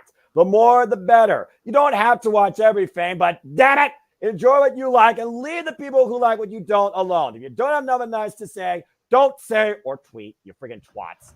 Anything at all. Just enjoy life and enjoy wrestling. And thank you, Shadow Tash, for that incredible message in Super Chat, echoing the sentiment of any good-hearted, open-minded, freaking professional wrestling fan. That should be then, now, and forever. Anyway. First of all, let me say thank you very much for that generous super chat. I think that's the biggest one I've ever gotten a single shot. So thank you. Respect. Respect. I agree with 99.9% of what you say, or at least as far as what you said in response to it. We're allowed to have an opinion about what we see. That's how we make money here. Look, it's one thing to be It's opinionated like constructively. It's another thing to be just downright bullying. that's what I was going to get to, Noah. Give me a second. Let me cook, as the kids say. Let me cook. Go ahead. We're allowed to have our opinion, just like everybody else is out there is allowed to have theirs. We don't all have to have the same opinion. No. But as long as we present our thoughts and our ideas, like Noah was saying, in a constructive way, then there shouldn't be all this clapback just because we may have a difference in opinion. My biggest thing with AEW is they're creative. The matches are top tier. I will never take away the athleticism in the matches. I'll take away the fact that the Young Bucks do 37 fucking super kicks in a match. Or the fact that someone will hit a destroyer and then the person that just got hit with one will pop up and do another one back. Ospreay, love you, bro. I'll criticize that shit, but I won't criticize the athleticism and the caliber of the matches. Where my biggest problem lies with AEW is that it seems like Tony Khan fucking draws names out of a tumbler backstage and just Commander John Moxley, you guys are going to go out there, have an exploding barbed wire death match. Listen, don't give him any ideas. Don't not give him any ideas. He might do it. Do not. This is the way it comes off. There's no, for the longest time, they've gotten better. For the longest time, there was no legitimate storytelling in how we're getting to point A to point B. And then from point B to point E. Like, there's no storytelling. It's literally just fucking Russian roulette. You spin it and whose name comes up on the Wheel of Fortune. Yeah. That's been my issue with AEW. That's fair. That's fair. Whereas WWE is very story driven. To the point where a lot of people get turned off by the story because more segments are story than actual matches. So there's got to be that counterbalance. Well, honestly, I feel like TNA is that counterbalance. Yeah, I told you before. You just can't find TNA on television without fucking carrier pigeons and smoke signals and shit. Going up onto my antenna, my rooftop, and fixing the antenna just right to get the signal to come in. It's literally that bad. Hell, I was bootlegging Noah's feed via YouTube for a long time, and now they don't even have Impact on there no more.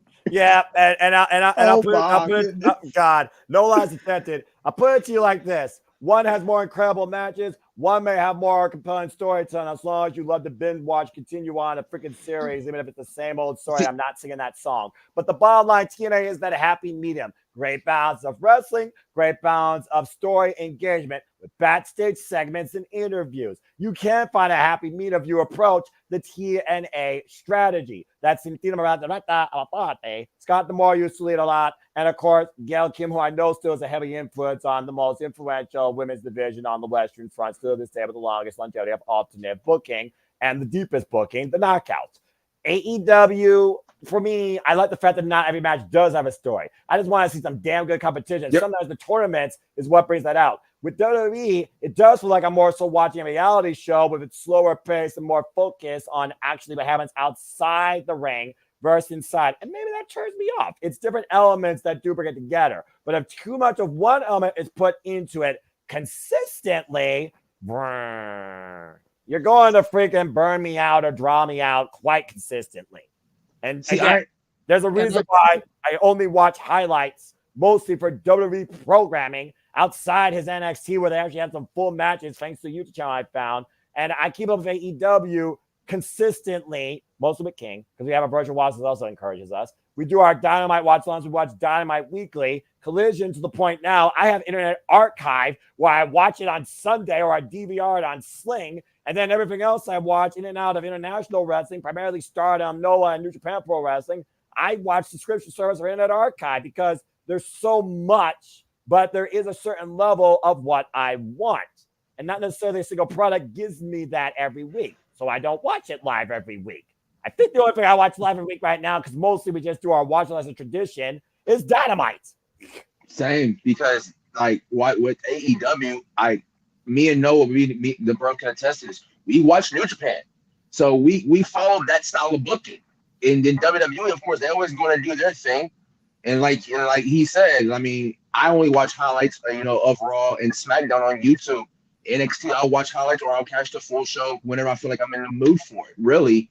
But, it's mostly been AEW and Ring of Honor if I can, because some Thursdays I'll be, at work and I'll come home just passed out sleep.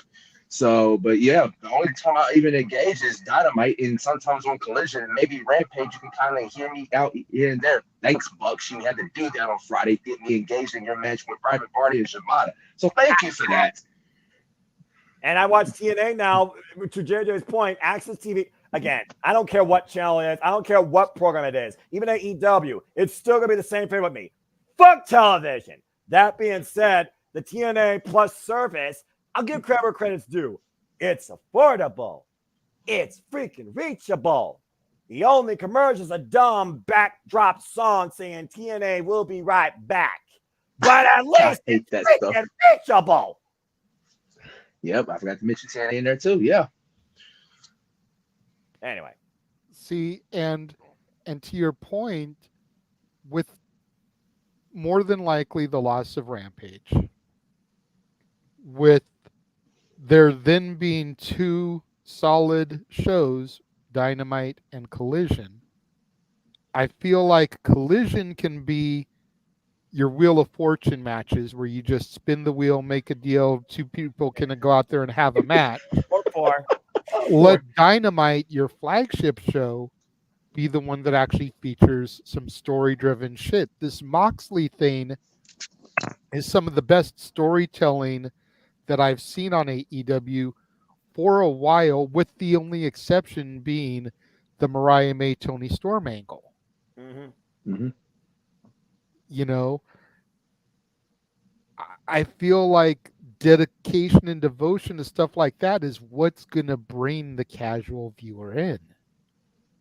Especially if the end game in this Moxley thing ends up being Shane McMahon.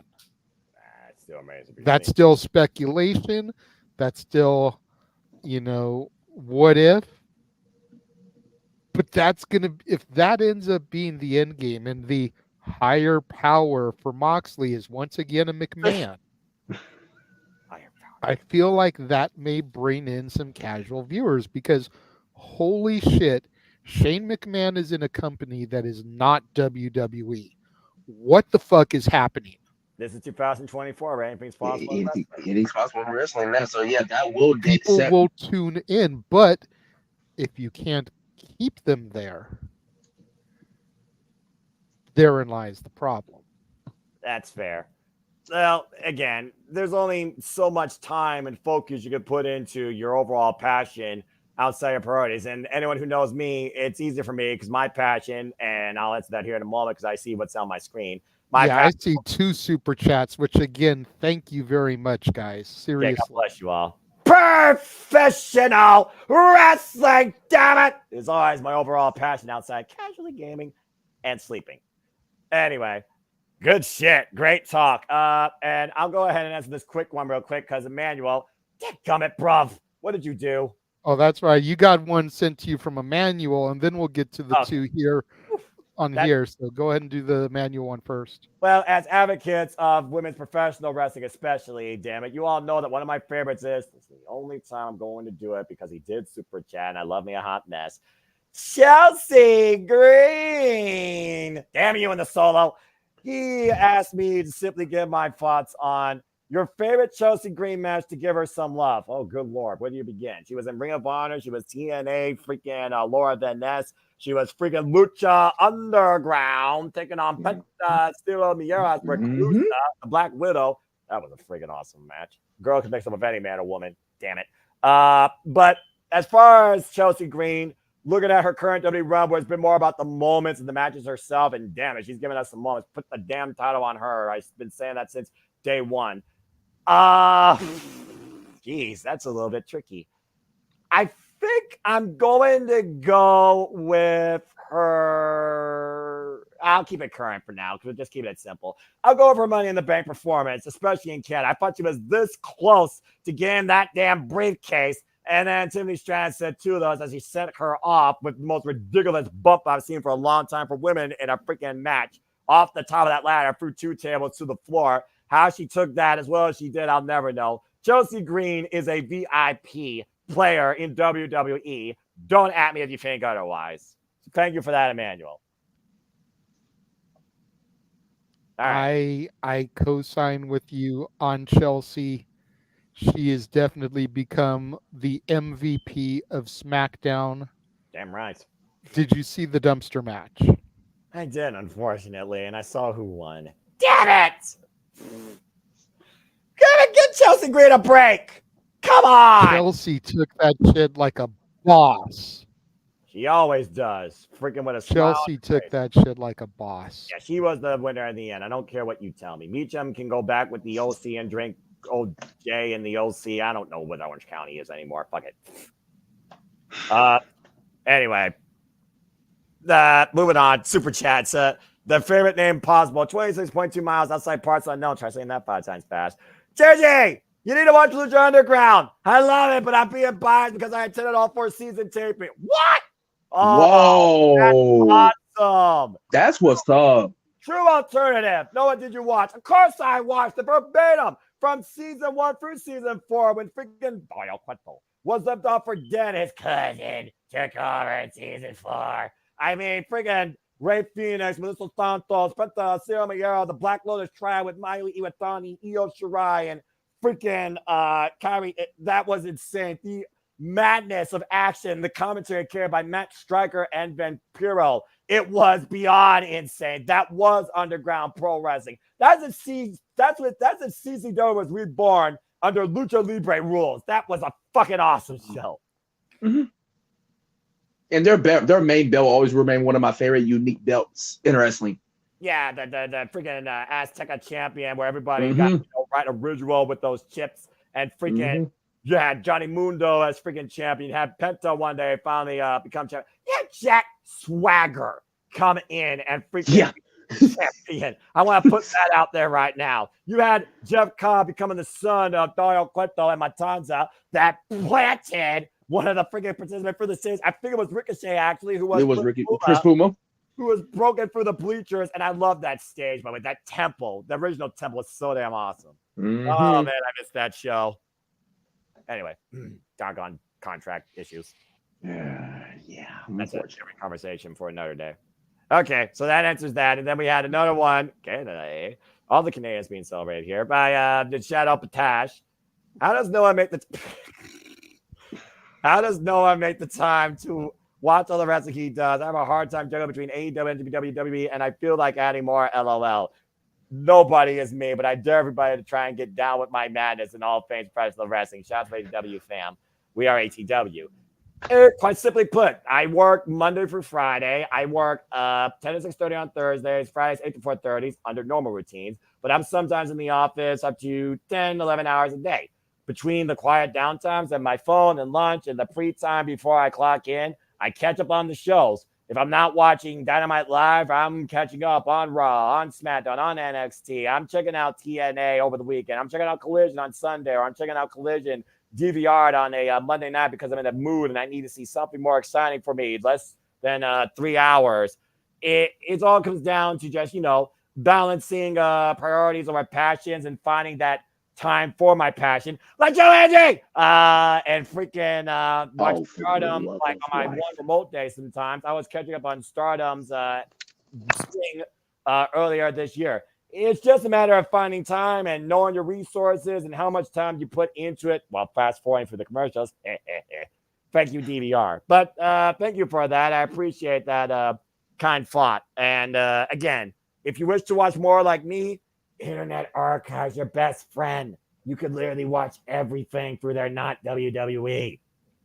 So thank you, Internet Archive. That's how I've caught up with Marigold, with Noah. I recently watched Gabe Kidd versus Kenta Kiyomiya over the GHC Heavyweight Championship. Good God, that was a bloodbath in itself. And as you saw why the host is rebooting, we took over. It's our show. It's the ATW show.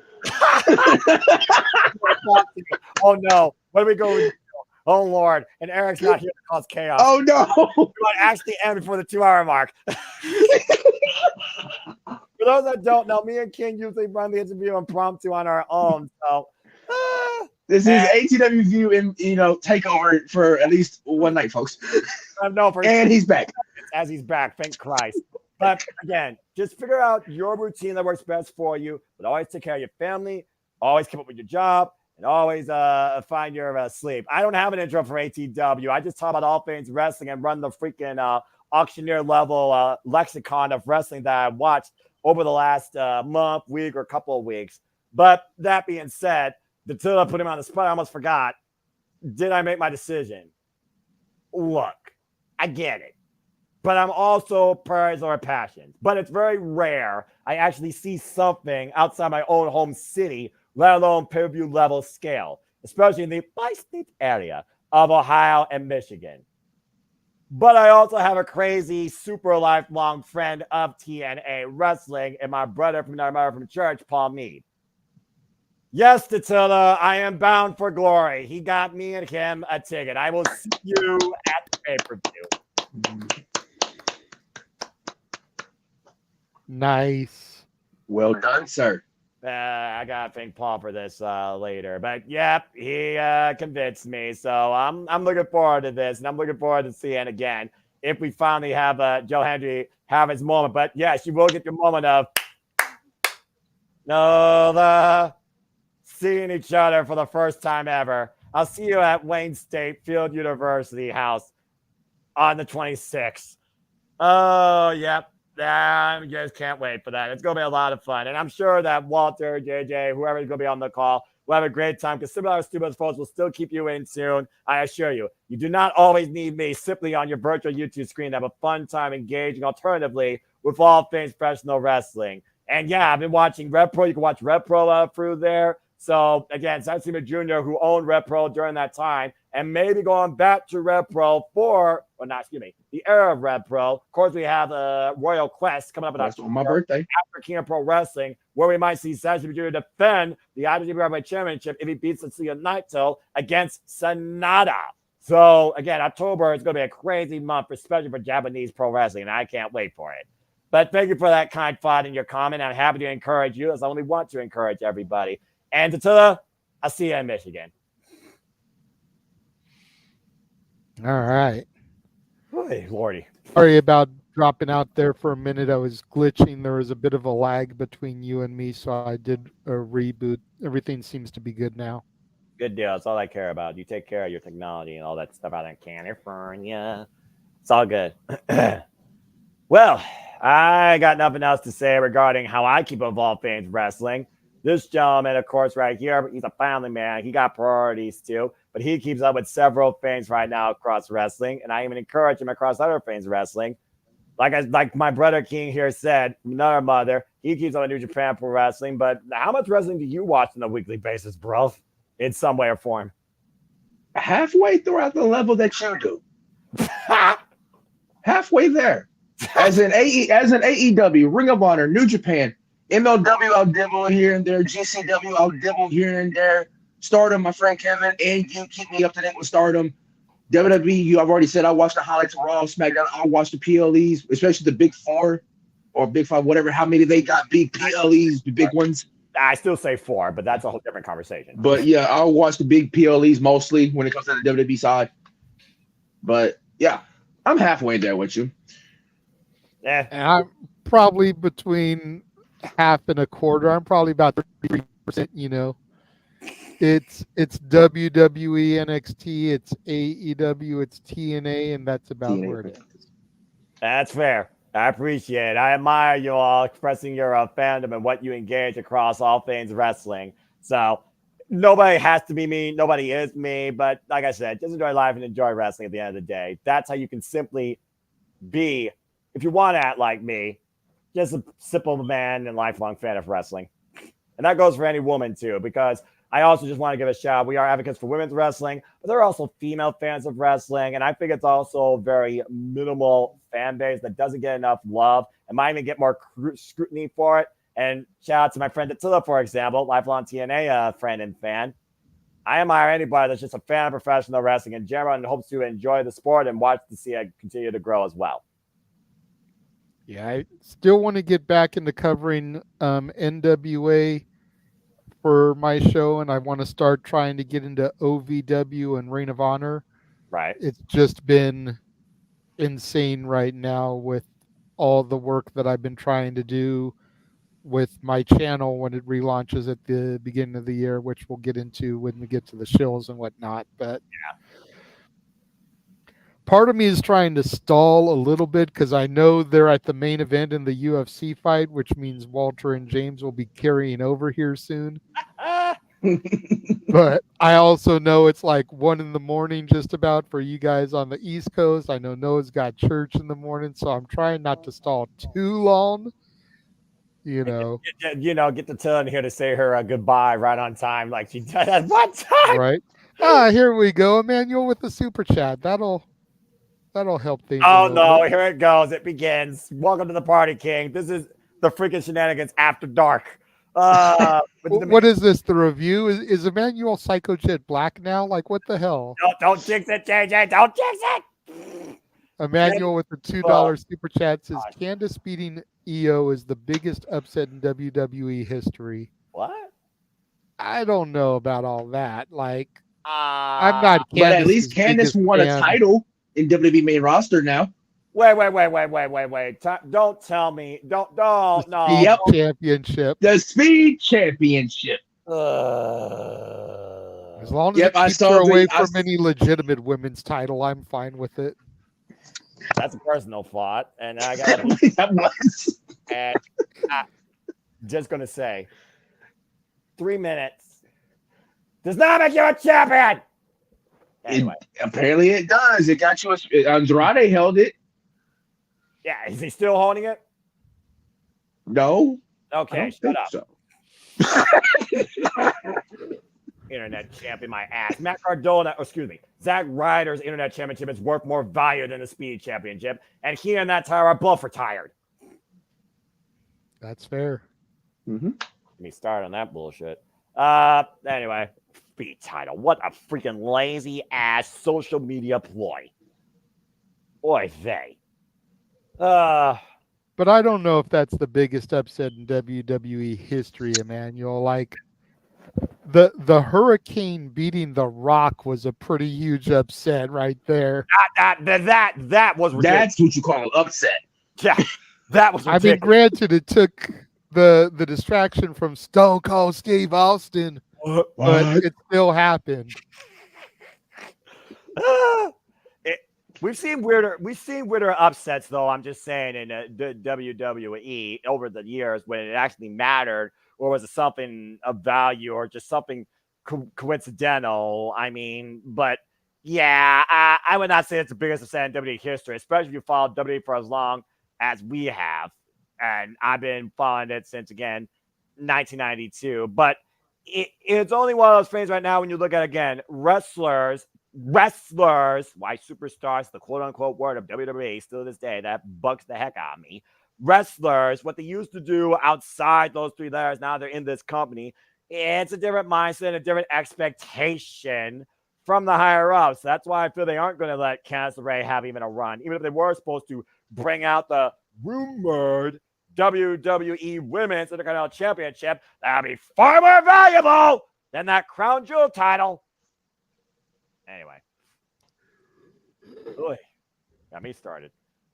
And shout out Shadow Batash saying he loved Candace in PWG, but the only way she sees her holding a WWE title is if they make a mid-card title for the division. Yeah, I agree there. Yeah. I didn't hate Candace in PWG. That's how I got to know her, but there was some personal developments between me and her that is why I have hatred for her. So it's a personal level, not a professional level. Yeah, I mean, that's fair. And again, you're absolutely entitled to that when you are affected by such things, and I am not going to judge you. Me neither. And I met Candace and Rey, very nice, during an NXT house show when they did the Black and Gold NXT house shows here in Columbus and Cleveland and Detroit, and I was crazy. I did all three back to back to back, and only difference was like 1 or 2 matches, if that, but it was still the same fun atmosphere. And that's where I met Giant Gargano and Candice LeRae. And I wish all the best to that couple. I still think DIY should have won the tag titles also on SmackDown, but that's a whole different. Yeah, they should have. But the fact of the matter that NXT has an NXT Women's North American Championship with more value in it right now, that you're telling me that the main roster can't use something like that when they have double the women, double the experienced women on their rosters combined? I'm just saying. Speaking of NXT and women, why is Sexy Red hosted in St. Louis next week? I don't know. Like, I was not a fan of her when she showed up the last time, but you know, it's that mainstream popularity crossover appeal that WWE is always going for. There's a comment on my mind right now, but I'm not trying to be that person. At least not. Good. I'm Good boy. I'm going to shut my mouth for the time. Good boy, Noah. Good boy. Like I said, I'm not a fan of hers. She's not anything that I'd be into, but you know, it goes back to what we were talking about Tony Khan and the casual viewers. You know, casual fans that don't watch NXT on a regular basis are going to be like, oh, Sexy Red is going to be on that? Let's check that out. And maybe they'll come back the week after and the week after. You'd be better off booking Lizzo for the possibly, but you know, again, different strokes, different folks. For whatever reason, we had Hardy on SmackDown. People thought we were going to get Matt and Jeff for a moment. They introduced Hardy. It was like, we're Matt and Jeff. Hardy? Who's Hardy? He's a country singer. I was going to say, I think he's a country singer. But Not one I've heard of. Not one I've heard of. Okay, well, again, the mainstream, I'll never fully understand or invest myself in. So it's like, people, you like what you like. Okay, more power to you. Yeah. Unless you're Booker T, and he's willing to risk his marriage for her. Well, that's a man's choice, I suppose, just as much as a woman's choice to do that with another man. So again, I'm not judging. I'm just saying. There's a reason why morning shows like Maury and Jerry Springer existed as long as they did. That's fair. Well, I can't stall too much longer. I've been told the main event is in round 2, so maybe they'll pop in during the shills here, but we'll go ahead and we'll start doing our plugs and promotions. And all right, if they pull a Dattila and pop in here, then we'll see what happens. Let's not jinx it. Let's go ahead and wrap this thing up. Pull the millionaire horn. Let's do this. Kane, go ahead. Tell people where they can find you. You can find me on the Twitter at AMT. Roman number 23, number 23 afterwards. Then you can find me on Instagram. Same thing with lowercase, but just the dot after the I, and then the number 23. Pleasure having you back here once again, good sir. Always an honor, sir. It would be back. Follow the He-Man James Hebert at J Hebert Studios. You can find him J Hebert Side 95 on Twitter, Instagram, and YouTube, and James He-Man Hebert on Facebook. As he likes to say, he does cool and dumb teens on the internet. Oh, good lord. You say, oh, good lord. We're going to go to Walter's graphic next, Noah. Oh, no. Oh, my goodness. You can find Walter at Rage of Wrestling on YouTube, at Walter Alex Cruz on Twitter, and Walter.Cruz.940 on Instagram. Make sure you follow the Rage of Wrestling for all of your UFC needs. He's really stepped up as producer man for our watch-alongs, so we thank him very much for that. Safet just like, hello. Hi, Safet. I'm glad he didn't say hi, guys. Well, no, I think he was commenting on Lola Vice there, like, hello. Suck it, duck it, quack, quack. Oh, you both stop it. Noah, go ahead and tell people where they can find you. If people choose to engage with me, or if no one else keep up prediction leagues, then follow me on the Twitter and on YouTube, and then Foster1916 for all things wrestling. Again, shout out on behalf of me and King to the entire W fam on Twitter and social media platforms, especially our friend across the pond, Mara Jade, who continues to prove that Jade is more than gold. As I only wish to continue to encourage you to gesture life into professional wrestling too. It's truly as simple as that. Damn it! Manual of another $2 PayPal super chat. You son of a bitch! All right, pausing. Maybe a future video with JJ. Best to worst Hell in a Cell. How do you rank this Hell in a Cell match? Oh dear God, there's been 54 of them. How are you going to do this to me? I was gonna say it's like 54 Hell in a Cells in 27 years. That means they've averaged 2 a year. They're right. We don't talk about the Red Creative Hate ones, particularly for real. This one was pretty damn good, but I mean, I think my bar is set between what was it? Unforgiven 2006, DX McMahon's and Big Show. Oh, that's fun. And again, Shawn Michaels and Triple H, they killed each other within an inch of their life, and both men left on a stretcher. So I'm gonna put it up there as probably, well, it actually had blood. It actually felt pretty damn violent. Top 10. Maybe. Okay. All right. There you go. I'd have to go back and watch them all because I know that there was a slew that I missed in my 10-year absence. So. Yeah, that's fair. Before we get into other shows, Noah, do we have a date and time yet for Simply Predicting? Well, considering we got AEW Dynamite on Title Tuesday, there's nothing on Wednesday. Let's just go with our usual time on that night for 1 week only.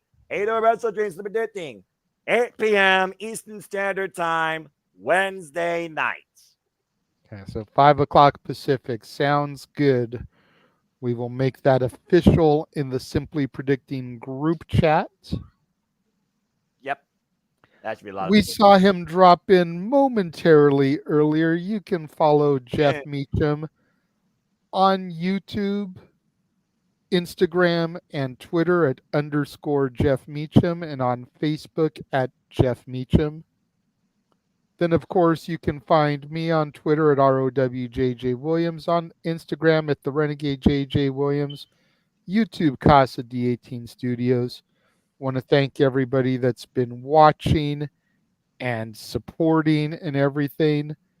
You can find my reviews for the Killers game now on the main side of the channel, not just in the members only section, as well as my review of the 6-hour Mr. McMahon documentary. Good Lord. 6 hours. My review for that alone is almost 45 minutes. I go and cover pretty in depth. I mean, not 6 hours in depth, obviously, but I get pretty in depth in my review and covering the different spots. So if you want to save yourself 6 hours, come over to me and give me 45 minutes of your time. And then, much to Noah's chagrin, well, no, Not to his chagrin, because he won't be there. He will be bound for glory. But karaoke. Y'all will can't be- touch me. Ha ha. Oh, Noah. Oh, Noah. They will just make it up come the next show. Yeah, don't forget. They won't remember. Oh, we got Los Domingos in the chat room. They will remember. They have already prepaid Jeff for 4 spins of the random wheel for karaoke. Oh, Jesus. They will not forget. But make sure you tune in Saturday, October 26th, following our coverage of Bound for Glory, as we do Halloween karaoke. I have sent the playlist to the group chat for them to peruse and listen to the songs, all kinds of random Halloween playlist classics, things like Thriller, the Monster Mash on there, Purple People Eater, some things that kind of fit in song title alone, songs like No Doubt Spiderwebs, Rob Zombie, Dragula,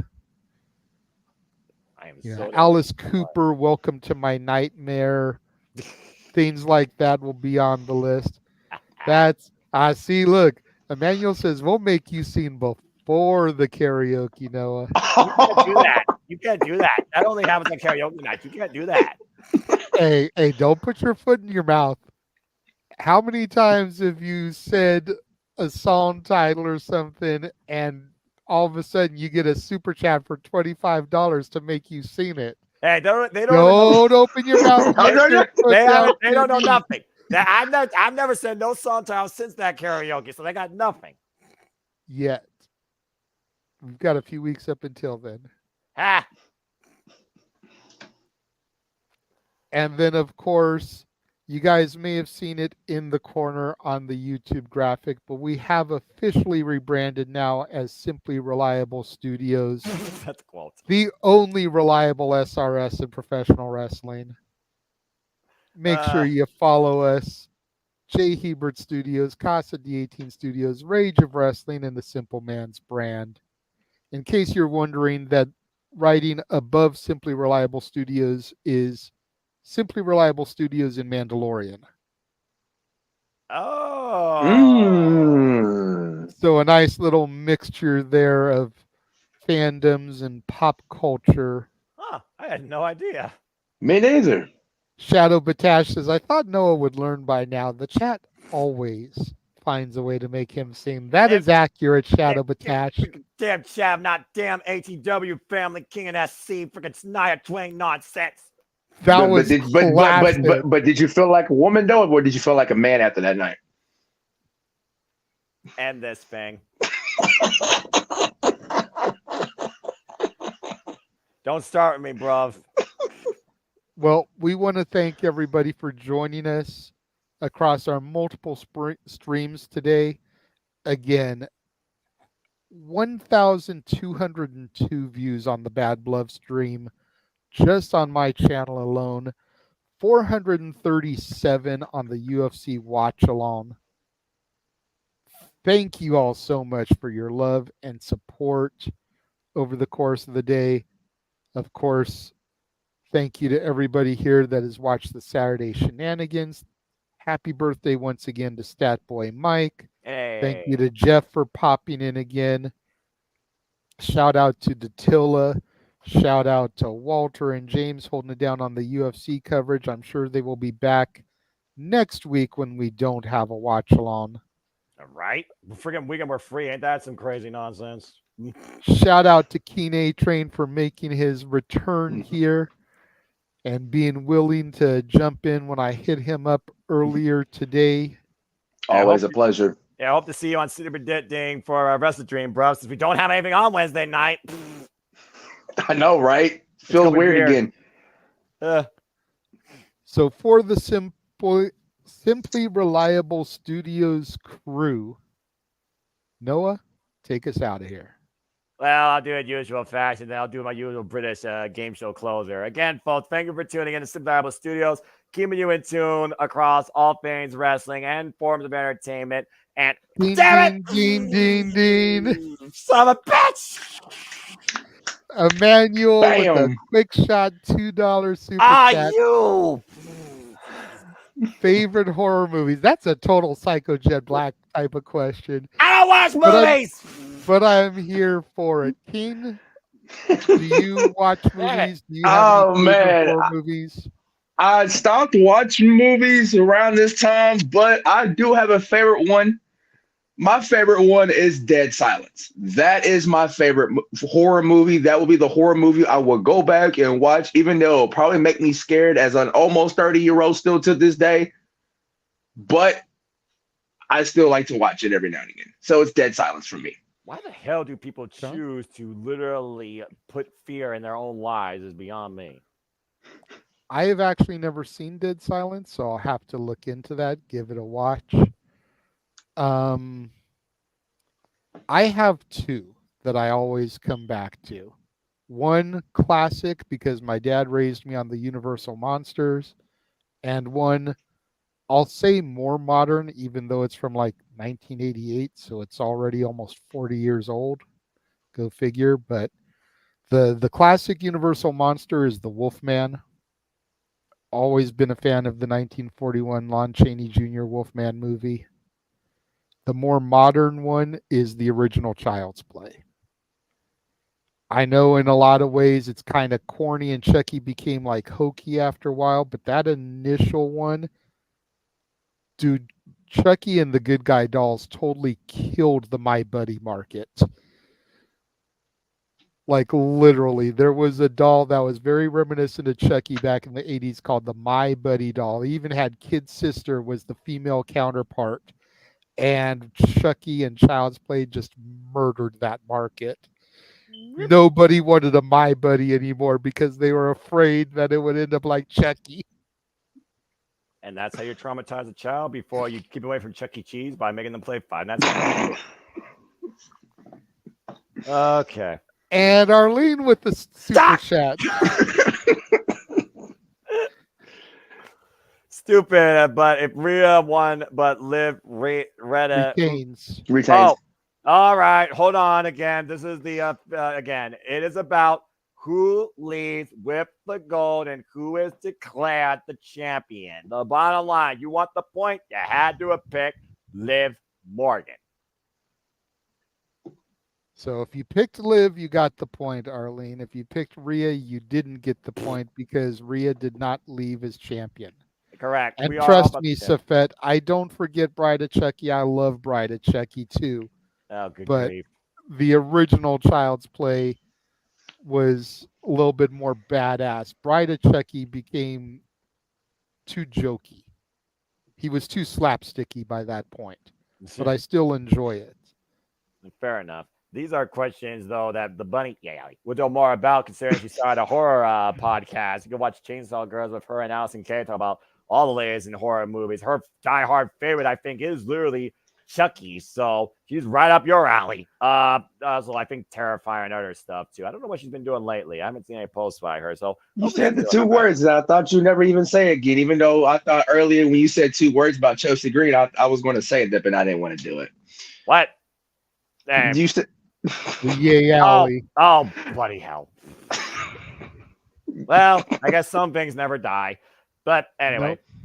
Nope. Go ahead and continue your outro then, sir.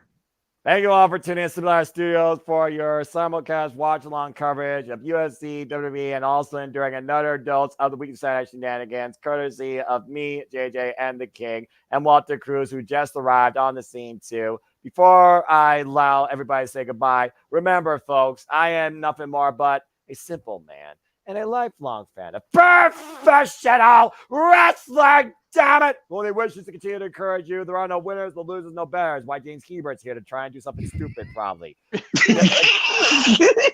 Damn. Again, just fans' opinions, but it's passion we all share. So at the end of the day, folks, support one another, respect each other. I'm in the middle of the madness. Go figure. Stuck in the middle with these fools. Again, support one another, respect each other, protection mentality too. God knows I try around these buffoons. And just enjoy live and enjoy professional wrestling too. It is truly as simple as that. As I'll go around in UK game show fashion and say, for the king, KG King of ATW, it's goodbye. Say goodbye. Bye. For the Rage of Wrestling Walter Cruz, who probably has some voice left after watching UFC, say goodbye. Adios, stuck in the middle. We tried to make it at the end. No, not copyright. Nope. We tried to make it at the end. I was going to say that would be a perfect song for you to sing. No, we're done. To the right. Here I am. No. If you guys would like to hear Noah sing "Stuck in the Middle with You," super chat $25 right now. Hurry! Better get them while they still hot. For JC, it's goodbye. Say goodbye. Goodbye, and also super chat so Noah can sing. You still can get it. There's still time. Still time. Do it, guys. Do it. Do it. Emmanuel. It's not what you think. Shut up. It's not what you think. It's not what you think. God damn it. Emmanuel asks on behalf of the UFC watch along. Walter, go ahead and give your final thoughts on the UFC match. Jace. Well, go ahead. Jace. Okay. So the semi-main and the main delivered. The opening two fights were pretty decent as well. And the one negative was Jose Aldo got screwed out of his fight because the judges in Vegas be judges in Vegas. So yeah, Utah. They were in Utah. I'm sorry, they were in Utah. Okay, so Utah's still stupid. No, but we say it was a Vegas decision because of the money. It had to have been. It had to have been. Yeah, it was so blatantly Jose Aldo's fight, and they gave it to Batista instead. Not the Batista you're thinking of, Mario Batista, the fighter. That's great job with the specifications. If you want more on that, go check out the Walter Cruz and Jay Hebert UFC post show. That will be at some point on their channels if they choose to put that up there. And one last time, while I feel like I'm safe, for the Renegade Wrestling, Jaden Williams, say goodbye. Bye. There you go. And goodbye for me. So on behalf of the entire Simulable Studios crew, we thank all of you and bid you a fine adieu. So until next time, make a positive impact in life and have a good night. Hey!